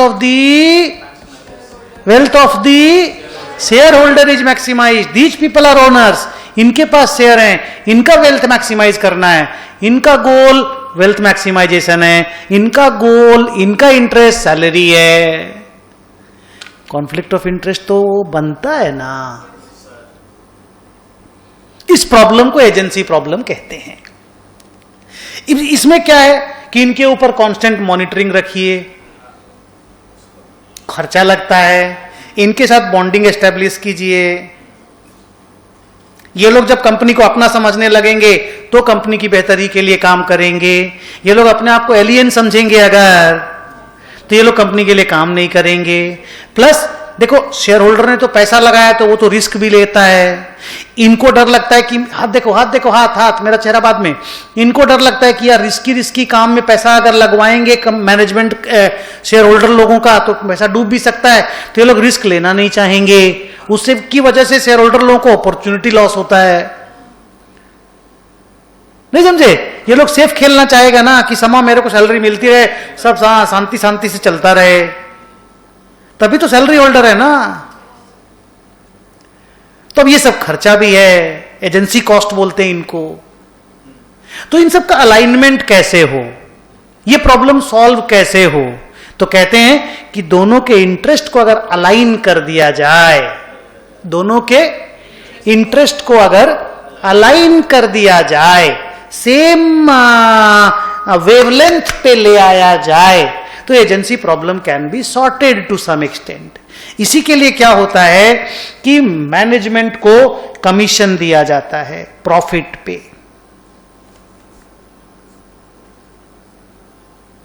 आपने बचपन में, foundation में, 11th-12th में सुना होगा, profit commission at the rate of 10% on profit. कम से कम पहला 100 करोड़ रुपए का प्रॉफिट पे आप लोग 5% कमीशन लीजिए, या पहला 1 करोड़ रुपए का प्रॉफिट पे आप कमीशन लीजिए। तो अगर प्रॉफिट पे कमीशन उनको देंगे तो इनका इंटरेस्ट रहेगा प्रॉफिट कमाना, फिर खाली सैलरी लेने पे इनका चक्कर नहीं रहेगा, प्रॉफिट भी अर्न करना है। तो वहां पे भी इन लोगों का वो अलाइनमेंट हो गया ना। और हम लोग भी खुश है कि बाकी 95 करोड़ तो मेरा है। 100 करोड़ पे 5 करोड़ ही तो मैनेजमेंट लेगा, बोर्ड लेगा, बाकी 95 करोड़ तो मेरा है। प्लस इन लोगों को अगर इंप्लॉई स्टॉक ऑप्शन दिया जाए, सर ये इंप्लॉई स्टॉक ऑप्शन क्या होता है? ये इन लोगों को अलॉन्ग विथ सैलरी शेयर भी ऑफर करते हैं हम लोग सस्ता दाम में। तो सस्ता दाम में अगर इनको शेयर ऑफर कर दें और उसका वेस्टिंग पीरियड रख दे 3-4 साल, कि अगले 3-4 साल आप काम करो, फलाना फलाना प्रॉफिट लेके आओ, टारगेट बेस्ड ईसोप देंगे, परफॉर्मेंस बेस्ड ऑप्शन देंगे, इतना प्रॉफिट लाओगे इतना ऑप्शन, इतना प्रॉफिट लाओगे इतना ऑप्शन, इतना प्रॉफिट लाओगे इतना ऑप्शन। अगर उस तरह से इंप्लॉई स्टॉक ऑप्शन दे दें, फुल फॉर्म लिखना तुम लोग, ईसोप लिखने से नहीं होगा तुम लोग को, तो फिर क्या होगा, इनके पास शेयर भी है, तो ये लोग वेल्थ मैक्सिमाइज करने की भी कोशिश करेगा, उससे उनका भी वेल्थ मैक्सिमाइज होगा। तो इसलिए आजकल जो भी बड़ी कंपनियां होती है ना, ढंग की कंपनियां होती हैं, वो अपने स्टैंडर्ड इंप्लॉई लोगों को ऑप्शंस देती हैं। जैसे HDFC बैंक ऑप्शन देती है, ICICI बैंक ऑप्शंस देती है, इन्फोसिस ऑप्शंस देती है। और कैसे प्रॉब्लम सॉल्व हो, कांस्टेंट विजिलेंस रखिए। 1 L की 2 L विजिलेंस में,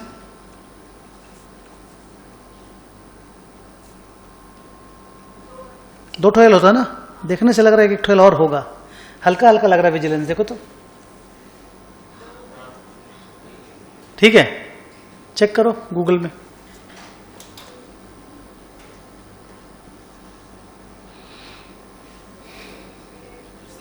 सिंगल L है, ओके।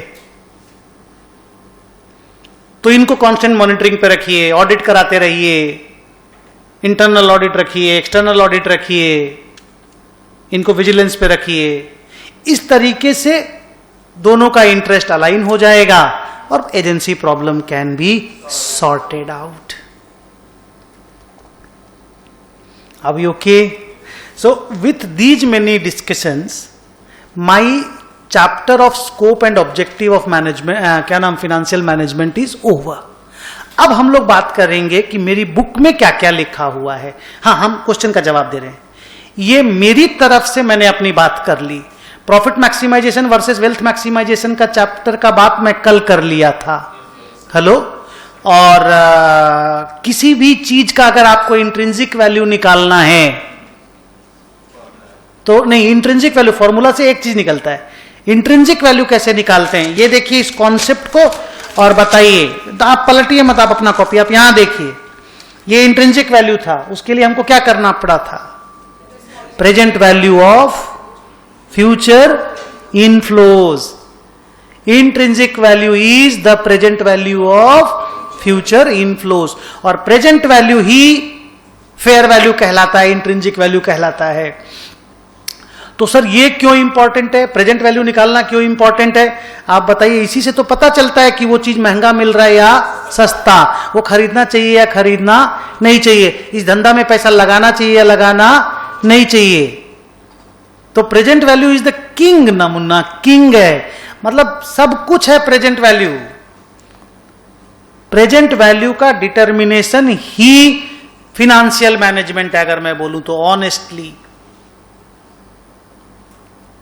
यस और नो? तो जो मैंने पहला बिफोर स्टडीइंग फिनेंशियल मैनेजमेंट मैंने 2 घंटे का लेक्चर लिया था, प्रेजेंट वैल्यू निकालना, फ्यूचर वैल्यू निकालना, future value of an annuity निकालना, present value of an annuity निकालना। पर खाली निकालना नहीं सीखे थे हम लोग, उसके अंदर का ज्ञान भी सीखे थे। यस और नो? धीरे धीरे वो सारा ज्ञान पक्का होता जाएगा, हम लोग आगे आगे अपना लर्निंग करते जाएंगे। ओके, फिर हमने एक बहुत बड़ा डिस्कशन किया था, that is desired rate of return, RE, return expected, RE। क्या फॉर्मूला दिए थे? Risk free rate plus risk premium. अच्छा फॉर्मूला क्या था बड़ा वाला? RF plus beta into RM minus RF। नाम क्या दिए थे उसका? कैपिटल असेट प्राइसिंग मॉडल, नाम था उसका कैपिटल असेट प्राइसिंग मॉडल। आप समझिए ना, वो निकला 16.48% जब निकला था, तभी तो डिस्काउंटिंग करके हम इंट्रिंसिक वैल्यू निकाल पाए थे, तभी तो हम बता पाए थे कि ये शेयर महंगा है या सस्ता है। इस धंधे में पैसा, इसको धंधा पर शेयर समझो तो खरीदना है कि नहीं खरीदना है, धंधा समझो तो पैसा लगाना है या लगाना नहीं है। तो जान है ना जी यहां पे, clear? Time value of money के बारे में भी डिस्कशन किए, नहीं कि लोगों को पहले पैसा क्यों चाहिए, सबसे इंपॉर्टेंट है उसमें, उस पैसा को हम लोग इन्वेस्ट करके पैसा बढ़ा सकते हैं, इन्वेस्टमेंट अपॉर्चुनिटी। यस और नो? तो ये बेसिक पहला चैप्टर का मेरा कवरेज था। नाउ उस बच्चे के कुछ क्वेश्चंस है, आप लोगों को भी कुछ क्वेश्चंस हो, आप लोग पूछोगे। उसके बाद ना, क्योंकि ये तो ओवरऑल तरीके से मैंने पढ़ाया, एग्जैक्टली इसी तरीके से मेरा बुक में लिखा हुआ नहीं है, बातें लिखी हुई हैं। पर अगर बुक ही रीडिंग करना हो मुझे क्लास में तो कोई सेंस नहीं बनेगा। आप समझ रहे हो? कोई सेंस नहीं बनेगा। पढ़ाना मुझे कॉन्सेप्ट से ही पड़ेगा। यस और नो? नहीं तो फिर तुमको भी फील नहीं आएगा, थ्रिल भी नहीं आएगा, तुमको लगेगा यार ये क्या है, वही सेम सेंटेंस बोल दे रहा है जो लिखा हुआ वहां पे। तो लिखा हुआ चीज तुम पढ़ो, मेरे को जो बोलने का चीज रहेगा वो हम बोलेंगे, है ना? लिखा हुआ चीज और बोला हुआ चीज में कॉन्फ्लिक्ट ऑफ इंटरेस्ट नहीं होगा, भले मैनेजमेंट में और बोर्ड ऑफ डायरेक्टर, क्या नाम, शेयर होल्डर में जितना भी कॉन्फ्लिक्ट ऑफ इंटरेस्ट हो जाए, नहीं समझे, वहां कॉन्फ्लिक्ट नहीं होगा। क्लियर? और वहां बुक में तुमको जो जो चीज नहीं समझ में आए व्हाट्सएप के जरिए से पूछो, क्लास के बाद पूछो, क्लास में पूछो, I am there to help you out. But अभी कितनी सारी बात हुई, उसने डेट के बारे में पूछा, प्रैक्टिकल लाइफ से पूछा कि सर वो लोग डेट का बात करते रहते हैं, ये क्या होता है, ऐसा क्यों होता है? तो मैंने एक्सप्लेन किया क्योंकि मैं जानता हूं इन सब चीजों को। बहुत सारे जगह पे एंजल इन्वेस्टर मैं भी हूं। तुम बोल क्या पूछ रहा था?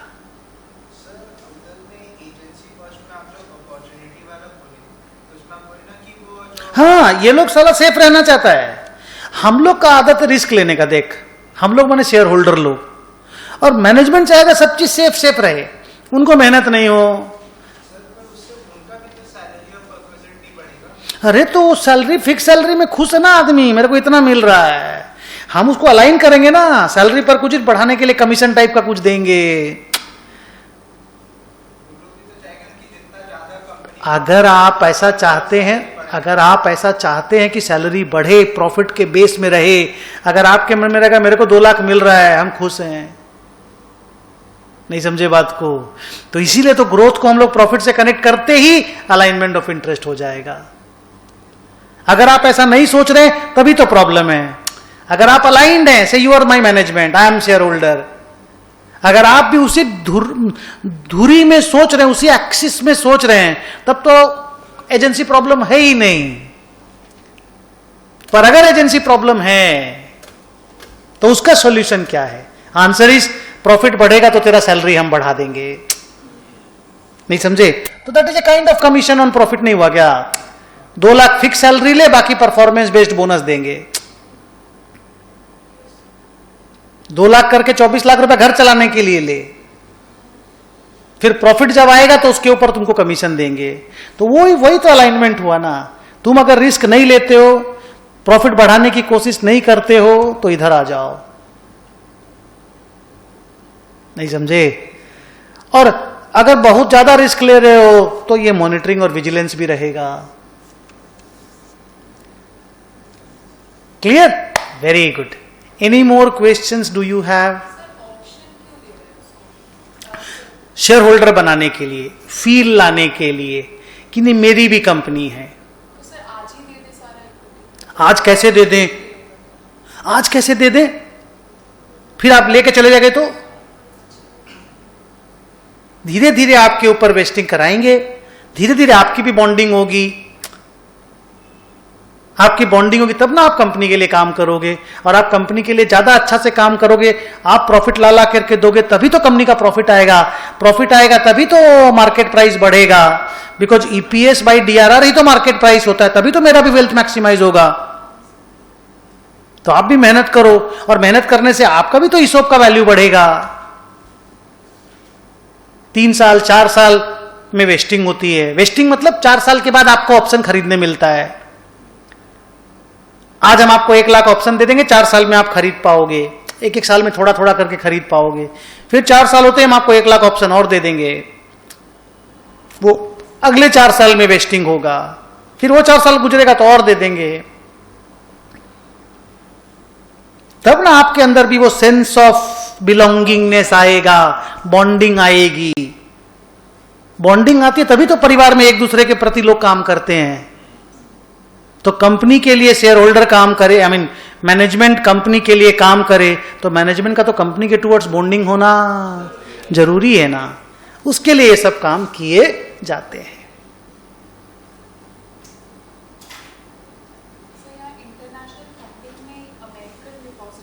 हाँ, ये बताएंगे आप लोगों को टाइप्स ऑफ फाइनेंसिंग में, बट अभी भी मैं आपको बताऊंगा जरूर थोड़ा सा, सो दैट आप निराश होके नहीं जाएं।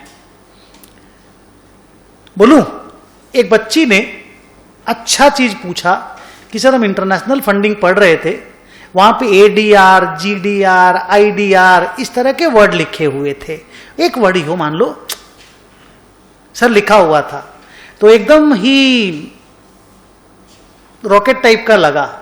क्या है ये? Answer is American depository receipt is nothing but the name of share issued by an Indian company in America. एक इंडिया का कंपनी अगर अमेरिका के लोगों को शेयर इशू करता है, उसको अमेरिकन डिपॉजिटरी रिसीट बोला जाता है। वो अमेरिकन डिपॉजिटरी रिसीट अमेरिका में न्यूयॉर्क स्टॉक एक्सचेंज में आपको लिस्टिंग कराना पड़ेगा। वो लोग इंडिया स्टॉक एक्सचेंज में शेयर खरीद बिक्री नहीं करेंगे, वो लोग वहीं के स्टॉक एक्सचेंज में खरीद बिक्री करेंगे, और वो डॉलर डिनोमिनेटेड होगा, वो डॉलर डिनोमिनेटेड होगा। तो आप बीइंग एन इंडियन कंपनी, आपको फंड रेज करना है अमेरिका से, तो आप अमेरिका में शेयर होल्डर लोगों को शेयर बेच दीजिए। तो सर इसमें डिपॉजिटरी रिसीट का कॉन्सेप्ट क्यों आया? शेयर ही बोल देते।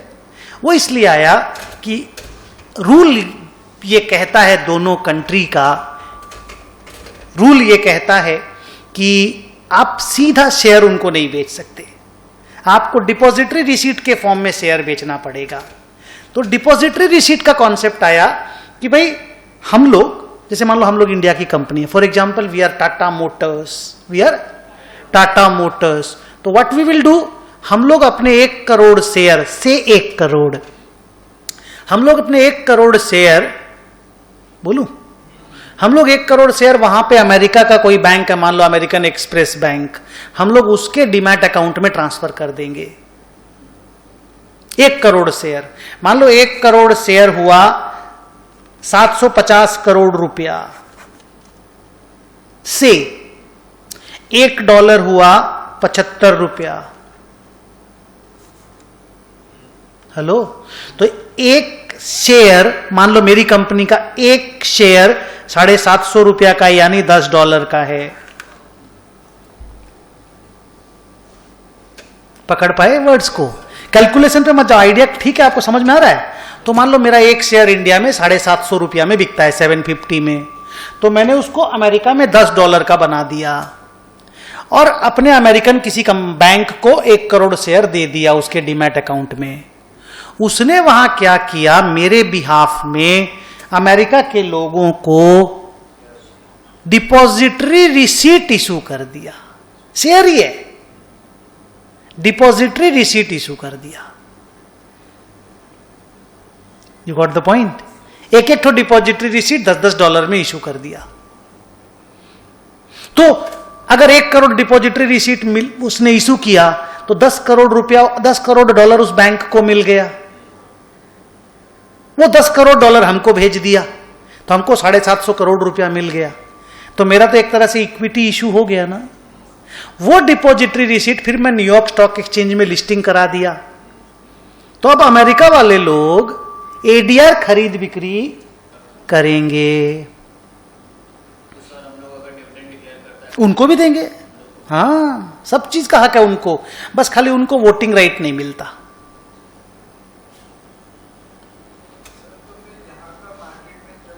खरे ऊपर नीचे होता है तो उनका भी ऊपर नीचे होता है, उनका अगले दिन सुबह होगा। नहीं समझे? वहां पे सुबह 4 बजे तक बंद हो जाता मार्केट, वो लोग खुलता ही 7:30 बजे है, 2:30 बजे। रुक जा, सुन पूरा बात। 7:30 बजे 8 बजे खुलता है वो लोग, 2:30 बजे 3 बजे बंद हो जाता है। मार्केट नॉर्मली 7 घंटा चलता है, मान लो 6 से 7 घंटा, तो शाम को 8 बजे उनकी सुबह होती है। हेलो, 3 बजे 2:30 बजे वो लोग रात को बंद हो जाते हैं, रात को 2:30 बजे बंद हो जाते हैं।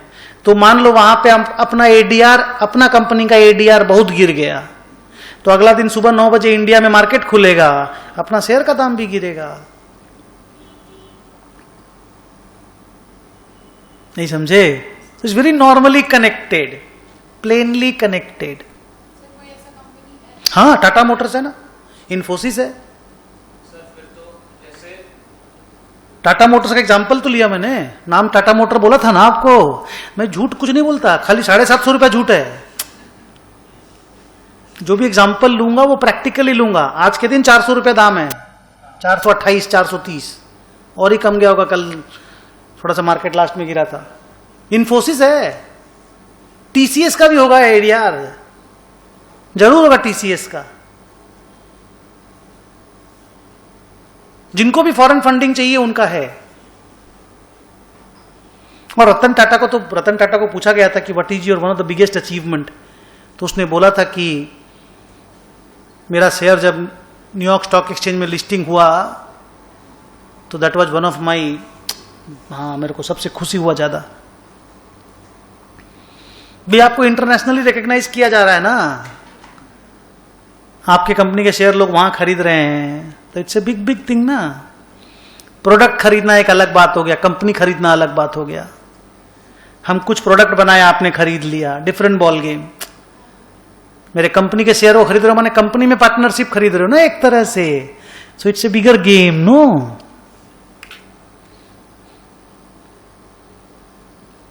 गुड, इसी को एडीआर बोलते हैं बेटा। This is the concept of ADR. ये सब 2-2, 3-3 मार्क्स की थ्योरी में आएगा। सर एडीआर का नोट कहां पे है?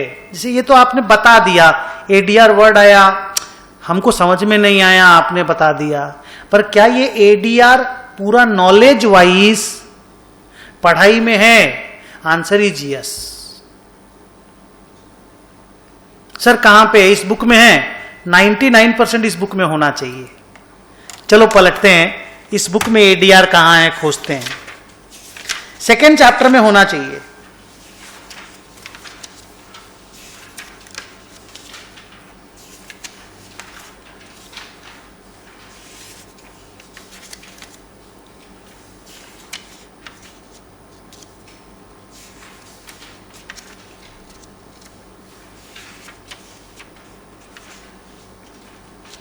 हाँ दिख गया, page 31 paragraph number 2।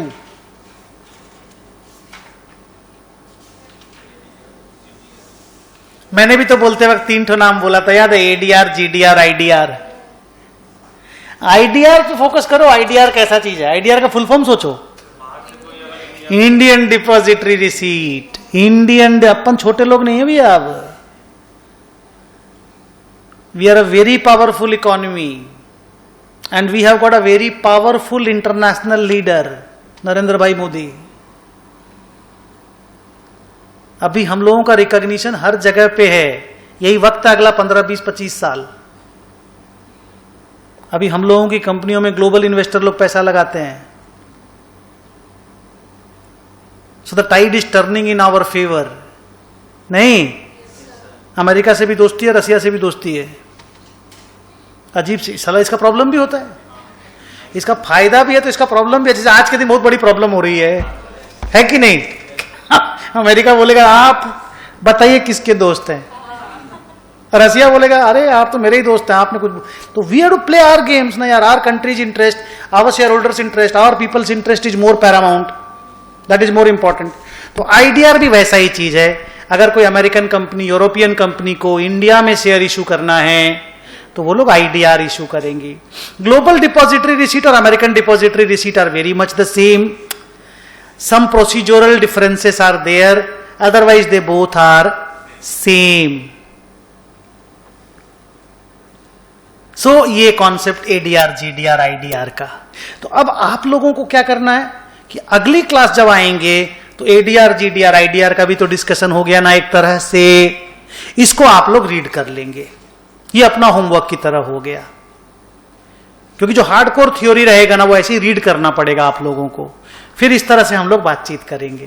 So fantastic, you have one more question, बोलो। सर आप बोले टाइम लैप रहेगा, राइट? तो सपोजिंग ये टाटा मोटर्स का शेयर यहाँ पे 700 है, वहाँ पे मार्केट पहले खुला तो हाँ बोल, मैं सुन रहा हूँ, बहुत अच्छे सुन रहा हूँ। प्राइस गिर गया 650 हो गया, तो फिर जो इंडियन पीपल है वो देख के उससे प्रॉफिट तो कमा ही सकते हैं, ऑप्शंस में ट्रेड कर सकते हैं, कोई भी जगह ट्रेड करके। तो आप कैसे ट्रेड करेंगे? आपको तो वहां पे तो ऑप्शन, वहां तो जो खरीदेंगे वही बेचेंगे। नहीं वहाँ पे नहीं, वो मार्केट को फॉलो करके। तो यहाँ मिले मार्केट तो बंद है, क्या खरीदोगे? यहाँ पे मार्केट बंद है लेकिन खुलेगा भी तो आप तो ऑप्शन कहाँ से खरीदेंगे, किससे खरीदेंगे? ऑप्शन तो मार्केट खुलने से खरीदेंगे। हम आप समझ ले रहा हूँ। हम पूरा समझेंगे। अरे भाई तुम बोलता रहा, तुम आराम से क्वेश्चन तो पूछ। देख, पूरा मार्केट खुलने बंद करने का टाइम कर, उसके बाद बात कर, ठीक है? देख एक मिनट रुक, सुनिए, बच्चा बढ़िया क्वेश्चन पूछ रहा ना, it's a practical oriented question.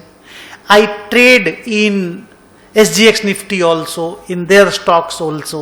अब तो बहुत कम कर दिया मैं, लेकिन आप आराम से पूछ सकते हो हमसे, हम इन एंड आउट आपको बता पाएंगे। अपना मार्केट खुलता है इंडिया टाइम में 9:15 पे, मैं 9 बजे लिख रहा हूं, और अपना मार्केट चलता है 3:15, 3:30 तक, मैं 3 लिख रहा हूं। उनका मार्केट खुलता है 8 PM पे अपने हिसाब से, और उनका मार्केट बंद होता है रात को 3 PM पे। मान लो यहां पे अपना शेयर आज 750 रुपया में कोटेड है, सुबह 750 रुपया दाम था, और उस हिसाब से वहां पे $10 दाम था। ये कल शाम की बात बोल रहा हूं, कल शाम की, कल शाम। उसके हिसाब से 750 रुपीज में यहां पे ट्रेड हो रहा है, ठीक है? वो $1 इज इक्वल टू 75 रुपया है। डॉलर 75 रुपया का होता है $1 अभी आज के दिन, तो $1 इज इक्वल टू 75 रुपया, उस हिसाब से प्राइस एडजस्टेड है।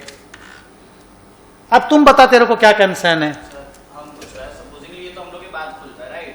लेकिन बहुत सारा मार्केट्स होता है हम लोग के पहले भी खुलता है। एक ही बात है, इसको पहले खुला ले, हाँ पहले भी ये पहले खुला ले, एक ही तो बात है। अगला दिन तो सुबह पहले ही आएगा उनके यहाँ। ठीक है, तो 750 का दाम वहां पे चल रहा है, हम लोग का मार्केट में 700 का चल रहा है। अब जो वो मार्केट ये कैसे चलेगा? सेम टाइम पे सेम दाम कैसे चलेगा?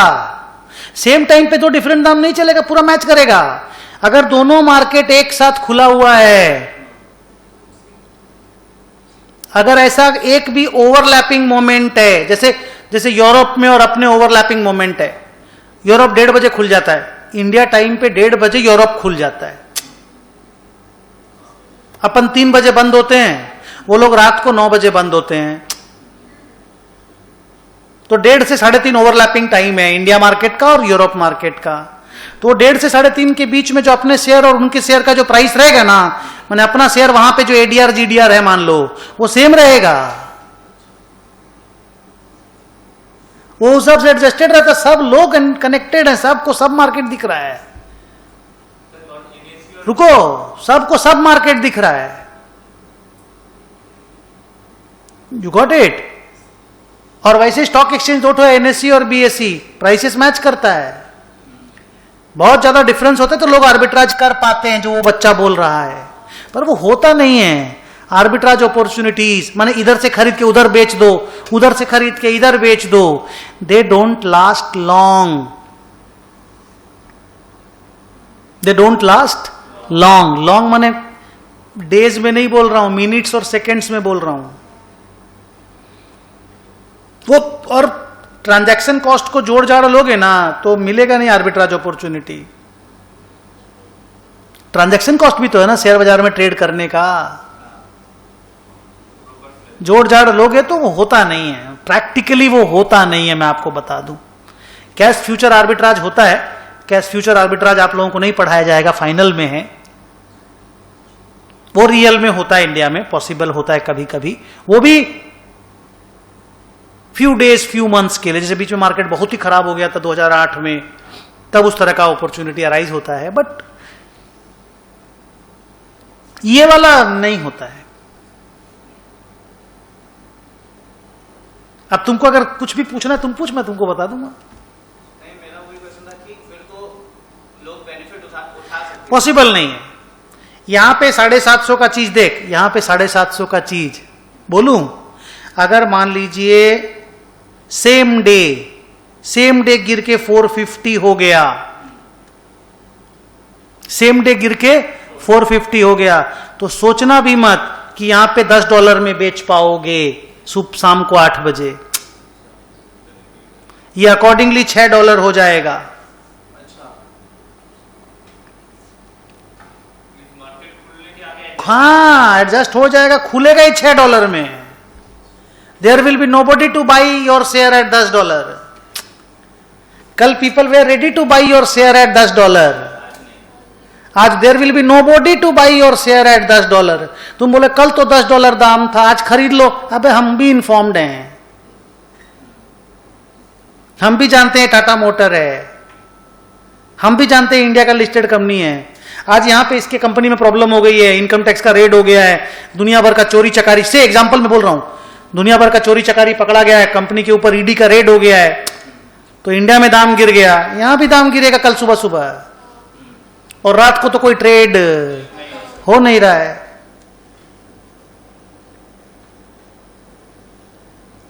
अब देखिए, ये सब हुआ प्रैक्टिकल डिस्कशन।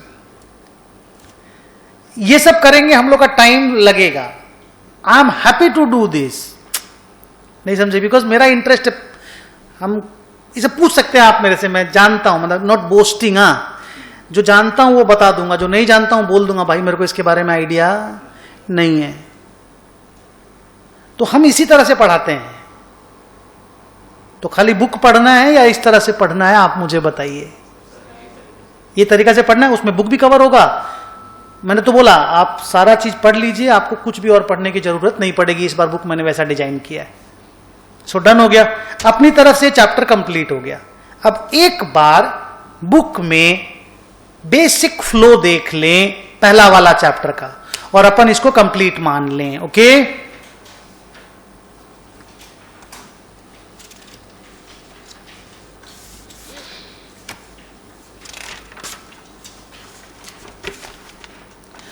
सब बच्चों ने पढ़ा बुक को? 10 पेज आप लोगों ने पढ़ा, वेरी नाइस। 1 मिनट रुक जा।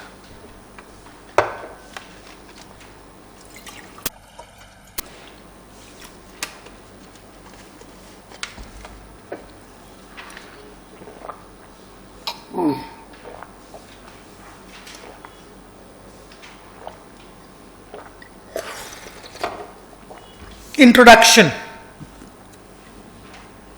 इसमें क्या चीज पे कवर किया गया है कि बेसिक फाइनेंशियल मैनेजमेंट में रुपया के बारे में बातचीत है। लोग सोचते हैं असेट कितना खरीदें, वर्किंग कैपिटल कितना खरीदें, कहां कहां से जाकर के पैसा जुगाड़ करें।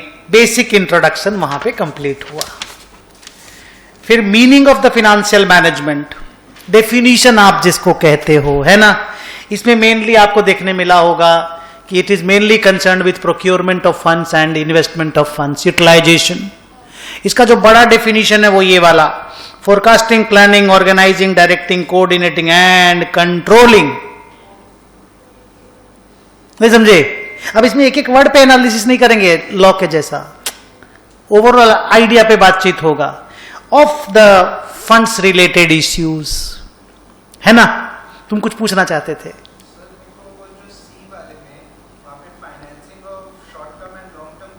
भाई लोन, डेट, पैसा, दैट क्रेडिट मीन्स पैसा।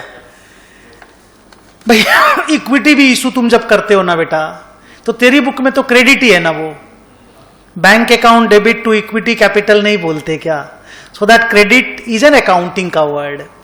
डेबिट क्रेडिट में आप अगर इक्विटी से पैसा उठाओगे तो bank to equity capital, debt से पैसा उठाओगे तो बैंक टू लोन, तो that's a debit credit type का चीज ना।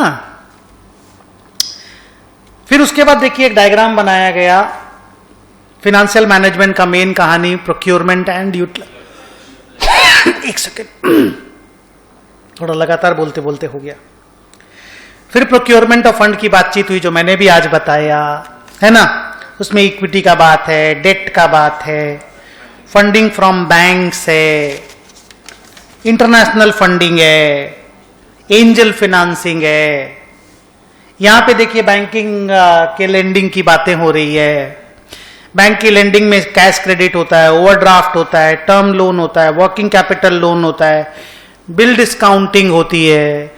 बिल डिस्काउंटिंग आप लोगों ने सुनी होगी, चैप्टर पढ़ा होगा फाउंडेशन में। बैंक से लोन ही तो लेते हैं ना हम लोग जब बिल डिस्काउंटिंग करते हैं। तो हमारा बिल मैच्योर होगा 6 महीना बाद, बैंक हमको पैसा आज ही डिस्काउंटिंग करने से दे देता है, तो वो लोन ही तो हुआ। कैश क्रेडिट ओवरड्राफ्ट आपने नाम सुना ही होगा, है ना। कैश क्रेडिट और ओवरड्राफ्ट के बीच में जानते हो क्या फर्क है?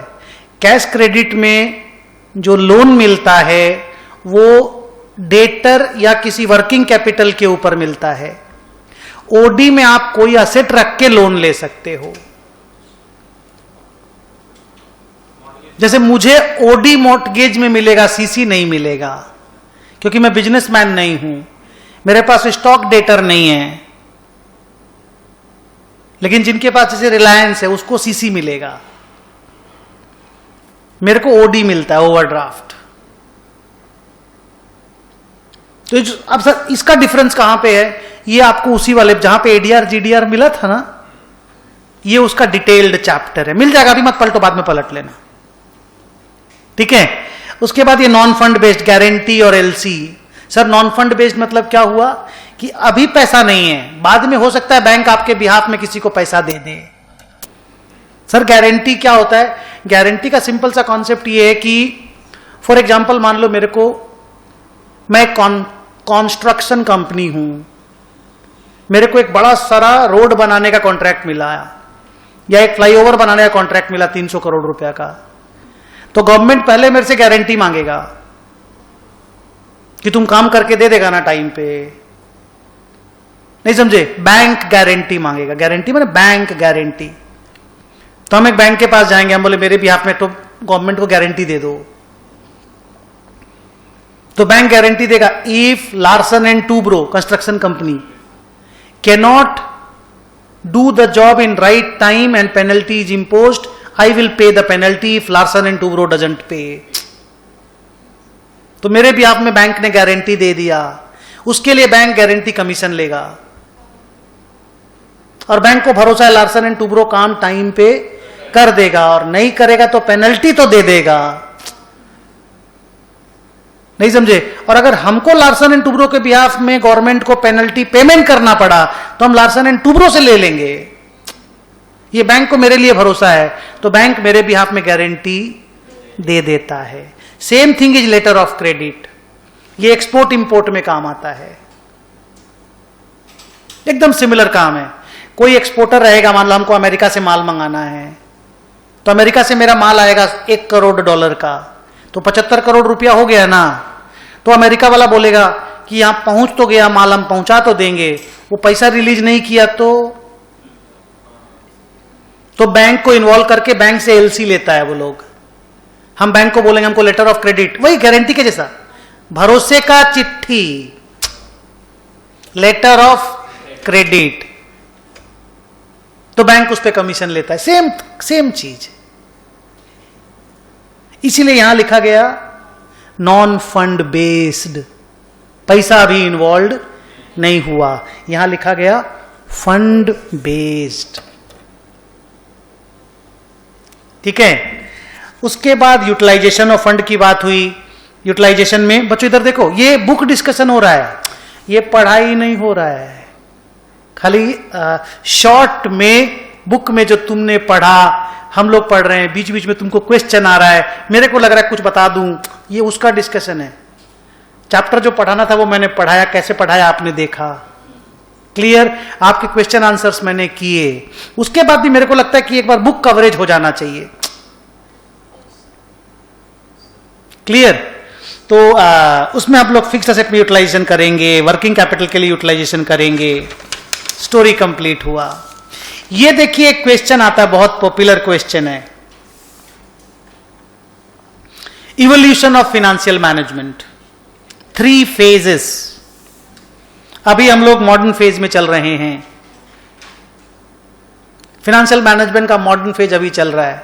अभी फाइनेंशियल मैनेजमेंट वाली टीम सब कुछ करती है, सब कुछ, मतलब मैं आपको बता दूं, सब कुछ, जूता सिलाई से लेकर चंडी पाठ तक। माने एक चमार का काम से लेकर के ब्राह्मण का काम तक ऑलमोस्ट सब कुछ करते हैं। एक वक्त होता था जो ट्रेडिशनल फेज का वक्त था, जिस वक्त सिर्फ बड़े बड़े एकदम बड़े बड़े काम के लिए लगता था कि फाइनेंशियल मैनेजमेंट चाहिए। देखिए बड़े काम में क्या आता है, टेक ओवर्स, मर्जर्स, इन सब कामों के लिए फील होता था कि मैनेजमेंट का टीम चाहिए, बाकी काम हम धंधा वाला लोग खुद ही कर लेंगे। माना जिसका धंधा होता था वो सोचता था हम ही सारा काम कर लें, we don't need experts. So that was traditional phase उस वक्त भी। लेकिन take over, merger, expansion, liquidation वगैरह के लिए आउटसाइडर का हेल्प चाहिए होता था। फिर फेज बदला, ट्रांजिशन फेज आया, है ना। ट्रांजिशन फेज में थोड़ा day to day analysis, planning, control, धंधा कैसे बढ़ाएं, पैसा का प्लानिंग कैसे करें, कंट्रोल कैसे करें वेरियस फिनेंसिंग एक्टिविटी को, फंड रेजिंग, इन सब में भी इन लोगों का हेल्प लिया जाने लगा। माने ये तो था once in a blue moon, ये था रोजमर्रा की जिंदगी में, पर कुछ इंपॉर्टेंट कामों के लिए। हेलो, ये था once in a blue moon, तुम्हारा हेल्प लेंगे। कौन बोल रहा है, किसका हेल्प लेगा? शेयर होल्डर लोग बोल रहे हैं, कंपनी बोल रही है फाइनेंशियल मैनेजमेंट में एक्सपर्ट लोगों का हेल्प लेंगे। ये वो डे टू डे में लेंगे, लेकिन बड़ा बड़ा काम के लिए लेंगे। और अब तो ऐसा हो गया कि एवरीथिंग के लिए, देखिए ना, capital budgeting, option pricing, valuation model, हर चीज, मतलब you know day to day analysis का काम हो गया। Now it's we are running in a modern phase. देखिए मैं वर्ड्स पढ़ता हूं, modern phase still going on, the scope of financial management has greatly increased now. It is important to carry out financial analysis for a company. The analysis helps in decision making. During this phase many theories have been developed regarding efficient markets, capital budgeting, और सब पढ़ेंगे हम लोग, option pricing, valuation models and also several other important fields in the financial management. बस option pricing वगैरह जो है ना वो सीए फाइनल में है। तो अब खाली माल बना करके माल खरीदना बेचना बिजनेस नहीं रहा, अब बहुत सारी चीजें और आ गई हैं जिसके लिए फाइनेंशियल मैनेजमेंट में एक्सपर्ट लोगों की जरूरत पड़ती है। उसके बाद इसको शॉर्ट में लॉन्ग टर्म फंक्शन और शॉर्ट टर्म फंक्शन को डिवाइड करके बताया गया, जो मैंने भी आपको बताया। चलूं आगे।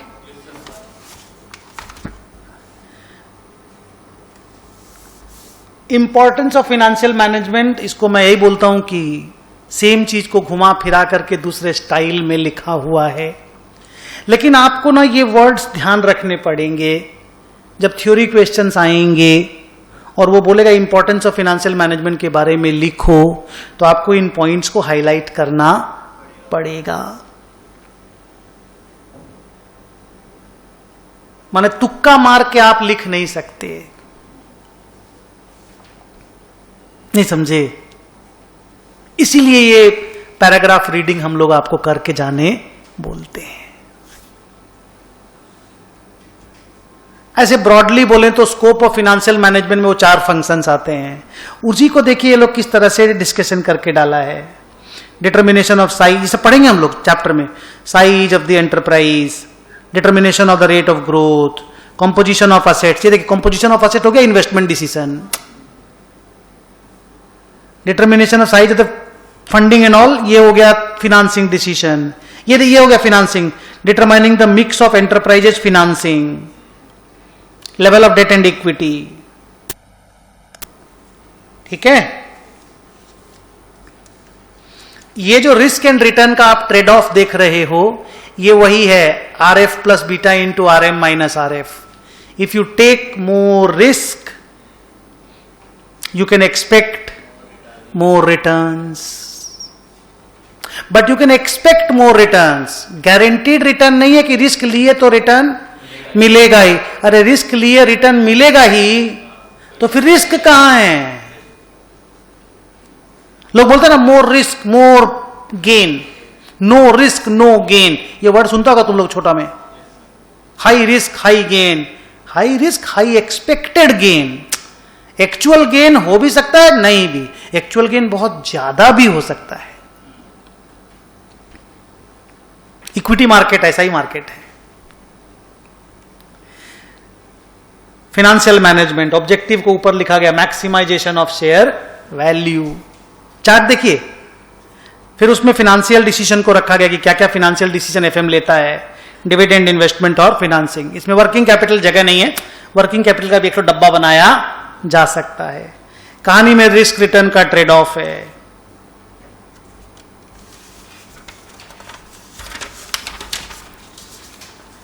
फिर आया ऑब्जेक्टिव।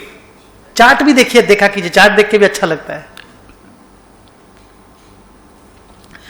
दो ऑब्जेक्टिव है, प्रॉफिट मैक्सिमाइज। ये बुक डिस्कशन चल रहा, पढ़ा दिए हम ऑलरेडी, आप समझ गए थे ना। ये अलग से हम करेंगे, इससे क्या ना आपको तो फील होगा हाँ सर ने बुक भी कवर कर दिया था। प्रॉफिट मैक्सिमाइजेशन और वेल्थ मैक्सिमाइजेशन। प्रॉफिट मैक्सिमाइजेशन थोड़ा नैरो है, थोड़ा नैरो है, शॉर्ट टर्म है थोड़ा सा। और देखिए क्या क्या चीज इन्होंने लिखा। प्रॉफिट, टर्म प्रॉफिट इज वेग। ग्रॉस प्रॉफिट करना है कि नेट प्रॉफिट, पीबीटी को मैक्सिमाइज करना है कि पीएटी, अक्रूवल बेसिस पे है ना। उसके बाद अगर बहुत ज्यादा प्रॉफिट मैक्सिमाइज करेंगे तो रिस्क बहुत ज्यादा इन्वॉल्व हो जाएगा। फिर टाइम वैल्यू ऑफ मनी को कंसीडर नहीं करते ये लोग। Objective is too narrow, social objective को ध्यान में नहीं रखते। इन क्वालिटी को कॉम्प्रोमाइज करने के लिए रेडी रहते हैं ये लोग। ये सारी बातें यहां पे लिखी हुई मिलेंगी। और ये देखिए वो जो आज सुबह मैं बोल रहा था, what is value of A company, ये हुआ वैल्यू ऑफ इक्विटी। देख, value of shares into market price of share is value of equity. उसको वैल्यू ऑफ फर्म नहीं बोलना चाहिए, this is value of equity, VE कर दो। क्योंकि यहां देख, number of shares into market price of share. ये सुनो, रहने दो। अगर ये ऐसी कंपनी है जिसमें डेट नहीं है तो ये चलेगा। जैसे इंफोसिस के लिए ये चलेगा, बोलो क्यों? इंफोसिस इज डेट फ्री, काटने की जरूरत नहीं, चलेगा। ये राइट है, रॉन्ग नहीं है।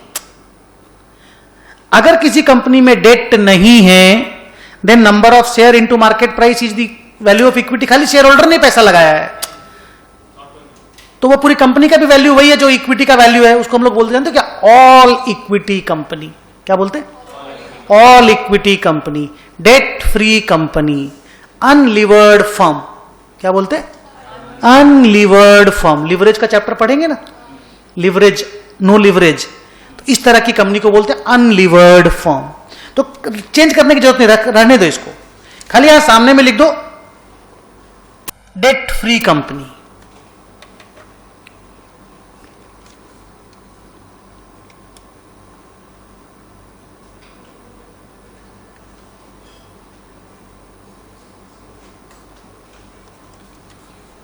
ये डेट फ्री के लिए। और जिस कंपनी में डेट हो उसमें ये हो गया value of equity plus value of debt. और वैल्यू ऑफ इक्विटी ऐसे ही आएगा। इसी को बेटा मार्केट कैपिटलाइजेशन कहते हैं। This word is market capitalisation.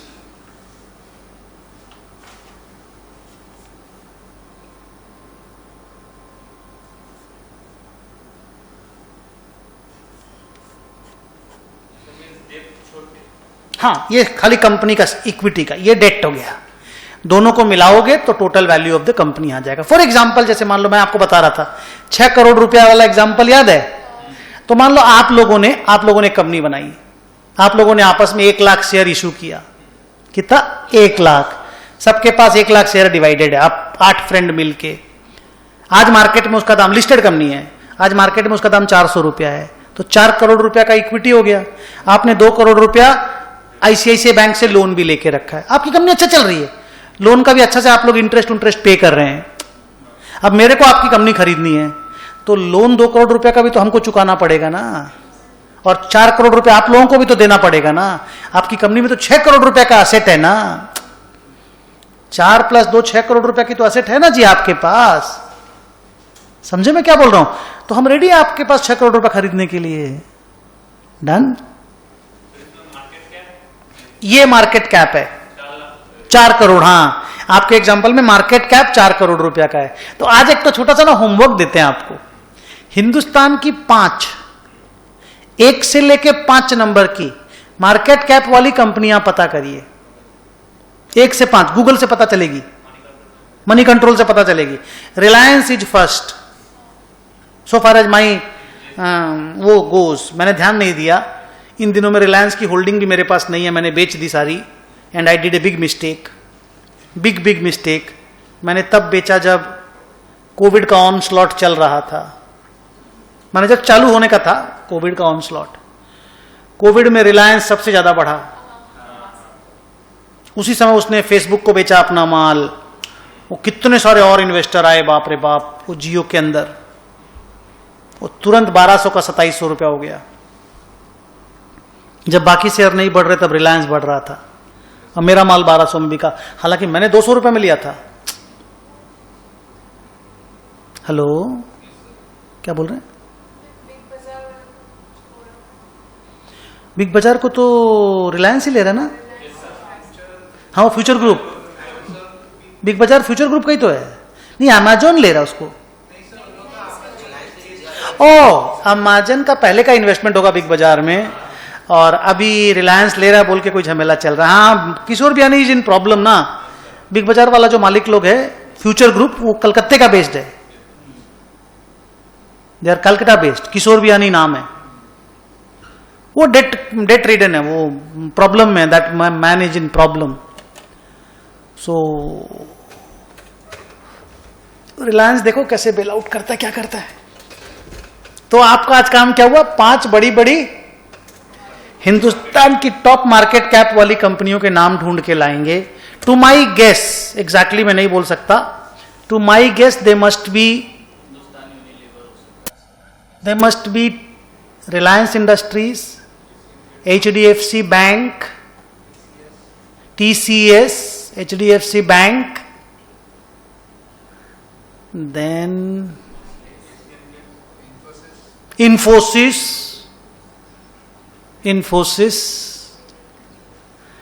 5 ना Wipro,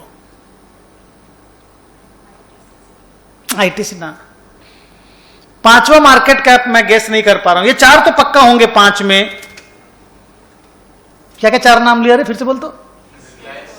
Reliance, HDFC bank, TCS, Infosys. इतना बड़ा नहीं होगा डॉक्टर रेड्डी, हो सकता है डॉक्टर रेड्डी भी, क्योंकि दाम बहुत बढ़ा पिछले दिनों में डॉक्टर रेड्डी का भी। 5वां आइकांस से 5वीं big market cap, difficult. But ये भी हम सही हो को जरूरी नहीं, बिकॉज लास्ट में बहुत क्लोज कॉल है, नीचे की तरफ में बहुत क्लोज कॉल है, बहुत सारे दाम गिरे बढ़े भी है ना, तो अभी बोलना मुश्किल है। बट एक वक्त था जब TCS बहुत आगे था सबसे, फिर रिलायंस ने जब TCS को क्रॉस किया तो बहुत आगे निकल गया रिलायंस। नहीं समझे? आज रिलायंस और TCS के बीच में गैप 4-5 लाख करोड़ रुपया का होगा, 4-5 लाख करोड़ रुपया का गैप होगा आज के दिन, ऐसा मुझे लगता है, फर्स्ट और सेकंड के बीच में।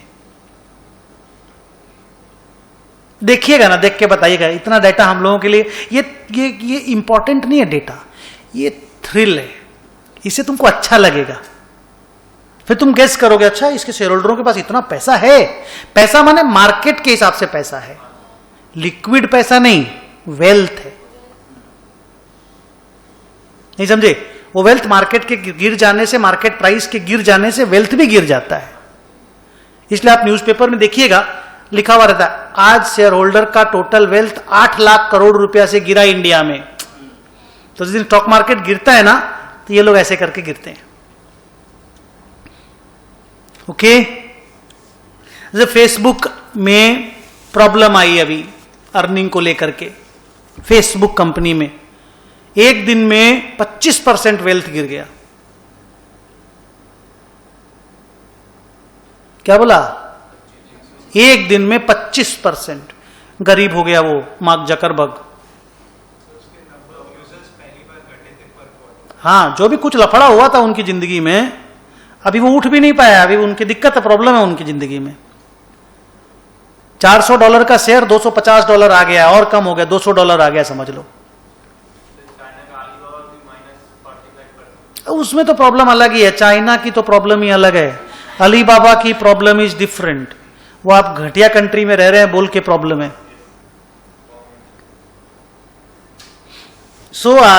उसके बाद ये प्रॉफिट और वेल्थ मैक्सिमाइजेशन का लड़ाई, इसका एक ग्राफ देखिए, ये वाला कितना सुंदर तरीके से लिखा हुआ, देख चार्ट हमेशा देखते रहिएगा, बीच बीच में कहीं पे भी ऐसा टेबल बनाया हुआ हो, ग्राफ बनाया हुआ हो, उसको ऑब्जर्व कीजिएगा, अच्छा लगता है। और ना मेमोरी में भी रहता है, इस तरह का फोटो बनाया हुआ चीज सब ना एग्जाम में प्रोड्यूस करने के लिए मेमोरी में भी रहता है। Profit maximization, large amount of profit, profit calculate करना इजी, लिंक करना इजी डिसीजंस के साथ। डिसएडवांटेज, शॉर्ट टर्म है, रिस्क इग्नोर करता है, time value of money ignore करता है, इमीडिएट प्रॉफिट कमाने के लिए इमीडिएट पैसा चाहिए। Wealth maximization, market value maximize करना है, लॉन्ग टर्म है, रिस्क को ध्यान रखना पड़ता है, टाइम वैल्यू ऑफ मनी को ध्यान रखना पड़ता है, शेयर होल्डर के रिटर्न को ध्यान रखते हैं। शेयर प्राइस का कई बार डिसएडवांटेज, शेयर प्राइस का कई बार मार्केट डिसीजन मेकिंग से इन्फ्लुएंस नहीं रहता, लॉन्ग टर्म में तो रहता है पर शॉर्ट टर्म में कई बार ये नहीं रहता है। Can lead to management anxiety and frustration. तो भाई साहब पैसा क्यों ले रहे हो, सैलरी उलरी इतना, एंजाइटी में रहना पड़ेगा सर, ऐसा क्या है। एक्चुअली हम ना मैनेजमेंट की तरफ से सोच नहीं सकते, ये हम लोग का जात शेयर होल्डर का है। आप देखिएगा इस तरह से कभी भी बातचीत करते वक्त ना, तो हम शेयर होल्डर के साइड में ही रहेंगे। जो एजेंसी प्रॉब्लम है ना, वो हमसे बेहतर कोई नहीं समझता है, क्योंकि I am in this side of the game, I am in this side of the game. आप इतना इतना सैलरी लोगे और फिर बोलोगे हम कंपनी के लिए काम नहीं करें, कंपनी काम कराती है, 9 बजे कॉल पे लगा देती है तो 8 बजे तक कॉल ही चलता रहता है। अरे तो साला घर में बैठ के बैठे काम कर रहे हो, पूरा कोविड में हम आपका सैलरी नहीं काटे, जितना प्रमोशन मिलना था आपको प्रमोशन दिए, ऊपर से आप काम भी नहीं करना चाहोगे। आप समझ रहे हो मैं क्या बोल रहा हूं। तो ये एजेंसी प्रॉब्लम रहेगी। उसमें जो लोग अलाइंड रहेंगे वो नौकरी में रहेंगे, बाकियों को नौकरी छोड़ के जाना पड़ेगा। That's very normal. ये एकदम हार्डकोर थ्योरी है, इसमें मेरे को कुछ नहीं बोलना। एक फिनांस एग्जीक्यूटिव का क्या क्या रोल होता है, हर जगह पे रोल होता है, वही सारी चीजें लिखी हुई हैं जो आपने अदर टाइम पे पढ़ा है। चलूं आगे।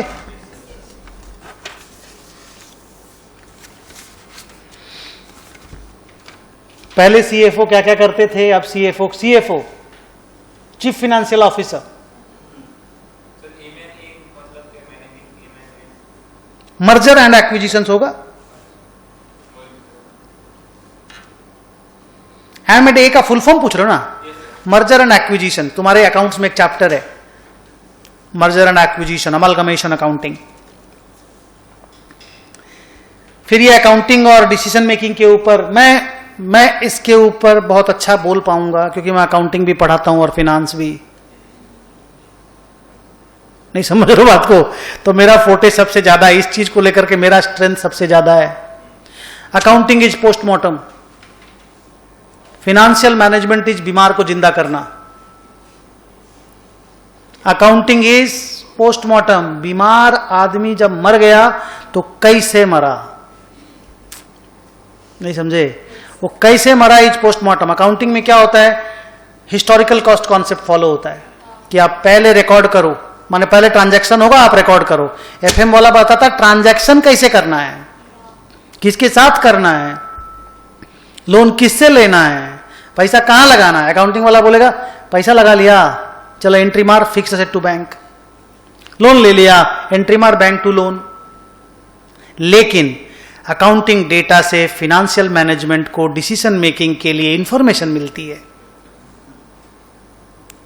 अगली बार का डिसीजन मेकिंग करने के लिए पिछली बार का डेटा तो चाहिए, वो डेटा अकाउंट्स का टीचर देगा, माने अकाउंट्स का टीम देगा। नहीं समझे, बिना डेटा के आप एनालिसिस कैसे करेंगे। फिनेंशियल एनालिसिस करने के लिए भी तो अकाउंटिंग डेटा चाहिए कि नहीं चाहिए? पास्ट डेटा यू नीड ना, सो past data you can get from accounting books only. तो रिलेशनशिप तो है दोनों में, नो डाउट अबाउट दैट। उसके बाद आ गया एजेंसी प्रॉब्लम्स के बारे में, जिसका डिस्कशन हम लोगों ने अच्छे से कर लिया। सो नाउ कैन आई से कि मेरी तरफ से बुक वाला काम भी हो गया, चैप्टर समझाने वाला काम भी हो गया, और कुछ प्रैक्टिकल डिस्कशन भी हम लोगों ने किया। एक बच्चा हाथ उठा रहा है कुछ पूछने के लिए, इसका क्वेश्चन आंसर करके। अच्छा, जब भी क्वेश्चन आंसर होता है ना, तो मेरे को एक बार क्वेश्चन रिपीट करने देना, क्योंकि वो बच्चा जब बोलता तो सब लोग सुन पाए या नहीं, और खास करके जो वीडियो बैच में बच्चे क्लास करते हैं उनको वो क्वेश्चन सुनाई नहीं देता है। तो मुझे क्वेश्चन रिपीट करने का वो टाइम मेरे को दिया जाए। हाँ बोलो बेटा। और आपको पढ़ा के हमको बहुत अच्छा लग रहा है, आप लोग बहुत क्वेश्चन पूछ रहे हैं। आप लोग पूछिए क्वेश्चन। हाँ, कोई चीज अगर आगे वाले चैप्टर्स का भी होगा ना, हम बता देंगे, लेकिन पूरा डिटेल में नहीं। नहीं समझे? उस वक्त जितना आपको चाहिए उतना बात हम बता देंगे। I am flexible in that. बोल बेटा।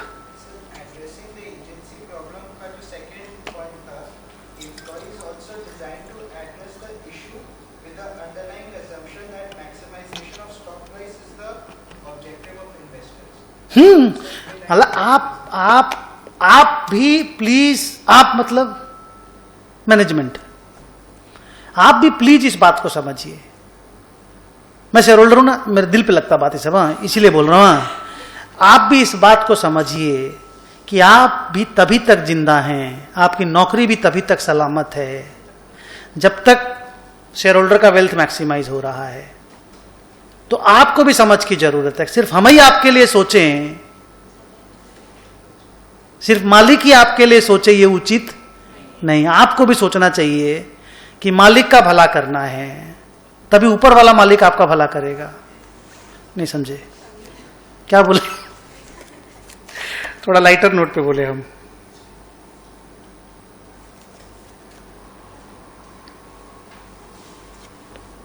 समझ में आया? सो आज की क्लास खत्म करते हैं हैप्पी नोट पे कि शेयर होल्डर और एम्प्लॉई एक ही तरीके से सोचे, तभी कंपनी का भला होता है। और जब एक तरीके से सोचना बंद हो जाता है तो या तो एम्प्लॉय रिजाइन करता है या शेयर होल्डर अपनी कंपनी का शेयर बेच देता है। Got it? अल्टीमेट कहानी ग्रोथ में है, मैं बता देता हूं। सारी कहानी ग्रोथ में है। 2 वर्ड सुन के जाइए क्लास में कि why so many global investments are coming into India, why so many people are investing in India, why India का फॉरेक्स रिजर्व, डॉलर रिजर्व इतना बड़ा हो गया आज के दिन। कितना? 600 बिलियन कोई बोल रहा था ना उस दिन, अकाउंट्स की क्लास में उस दिन बात हो रही थी ना, 600 बिलियन डॉलर हो गया है। 1 बिलियन डॉलर 75,000 करोड़ रुपया होता है। क्या समझे? 1 बिलियन डॉलर 75,000 करोड़ रुपया होता है। नहीं, 7500 करोड़, 7500 करोड़। 1 बिलियन 100 करोड़ को बोलते हैं ना, 100 करोड़ माने 7500 करोड़ रुपया। 600 बिलियन माने 600 इंटू 7500, 45 लाख करोड़ रुपया हमारे पास डॉलर है। तो इतने सारे पैसे आए कहां से? बाहर से ही तो आए ना। तो लोग हमारे में इंटरेस्टेड है ना, लोग हमारी कंपनियों के शेयर्स खरीद रहे हैं, हमारे यहां पे आके धंधा स्टैब्लिश कर रहे हैं। क्यों? We are the fastest growing economy of the world on today. We are better than China on today. We were lagging behind China till last 2 years. Till बचपन से आज तक हम लोग पीछे थे, अब हमारा ग्रोथ उनसे ज्यादा है। प्लस कोविड ने उनके यहां पे बहुत प्रॉब्लम खड़ी कर दी है कि लोग उनके ऊपर से थोड़ा भरोसा कम करने लग गए हैं। हमारे ऊपर फिलीपींस, तुम्हारा ताइवान, इस तरह की कंट्रियां जो हैं, दे आर ग्रोइंग फास्टर। बड़ी इकोनॉमी में we are growing the fastest and we are expected to grow fast for the next 10-20 years. People से ये इंडिया की सेंचुरी होगी. ये जो पूरी 21st सेंचुरी है ना, 2022 में है ना हम लोग, 2022 21st सेंचुरी को बोलते हैं ना, बोलते हैं लोग ये इंडिया की सेंचुरी होगी. और नहीं भी तो कम से कम ये डिकेड जो है ना 2020 से 30 का, ये हमारा होगा. कोई स्टॉक मार्केट इतना नहीं बढ़ा कोविड के बाद जितना हम लोग बढ़े. नहीं समझे? गिरते वक्त हम लोग ज्यादा गिर नहीं रहे हैं, बढ़ते हैं तो हम लोग बहुत बढ़ते हैं. हमारी कंपनी के इक्विटी शेयर्स बहुत महंगे महंगे में बिक रहे हैं अभी. इतनी बड़ी पॉपुलेशन, एस्पायरिंग पॉपुलेशन, अच्छा करने को तैयार पॉपुलेशन, मेहनत करने के लिए पागल, और यंग पॉपुलेशन. हम लोग शायद हमारी average population, average age of the population सबसे लोएस्ट आज के दिन वर्ल्ड में. समझे मैं क्या बोल रहा हूं? बूढ़े, जवान, बच्चे, सबका एवरेज एज निकल सकता है कि नहीं? 130 बिलियन लोग, 130 करोड़ लोग, 130 बिलियन बोल रहे हैं, सॉरी, 1.3 बिलियन पीपल, 130 करोड़ लोग, उनका एवरेज एज इंडिया में आज वर्ल्ड में हम लोग सबसे लोवेस्ट हैं. Young population means growing faster. काम करेंगे ना सब लोग. यूरोप में, इटली का एज जो है ना, एवरेज एज बहुत ज्यादा है, तो कहां से ग्रोथ आएगा वहां पे? वर्किंग पॉपुलेशन ज्यादा चाहिए ना, तब तो जीडीपी बनेगा ना, तब तो ग्रोथ होएगी ना. सो मनी चेजेस ग्रोथ. एकदम सिंपल 2 वर्ड बोलना चाहता था मैं आपको, money ceases growth. Money ceases growth का मतलब लोग ग्रोथ के लिए कुछ भी पेमेंट करते हैं. और stagnation is death. Stagnation is रुक गए तो मर गए. चलते रहना है. आप देखिए, तालाब का पानी गंदा हो जाता है, नदी का पानी गंदा नहीं होता है. यस और नो? चलते रहिए, ग्रो करते रहिए. इंडिया का फिलॉसफी एकदम सिंपल है. चलिए नेक्स्ट क्लास में मिलते हैं. पहला चैप्टर कंप्लीट हो गया. हेलो, 3 क्लास हो गई हमारी. समझ में आया ना चैप्टर ठीक ठाक से? तो ये वीक सैटरडे संडे जो भी आपके पास है, आप बैठ करके रिवाइज करिए, मेरे नोट्स को रिवाइज कीजिए, बुक का 10 पेज वापस से पढ़ लीजिए. नहीं, अगले क्लास में प्रैक्टिकल स्टार्ट हो जाएगा. Our next chapter will be ratio accounting. तो अब सम्स बनेंगे सीधे सीधे, जैसे वो कल सम बनाए थे ना पीवी निकालने वाला, उस तरह के सम्स बनेंगे. चलो मिलते हैं, बाय बाय.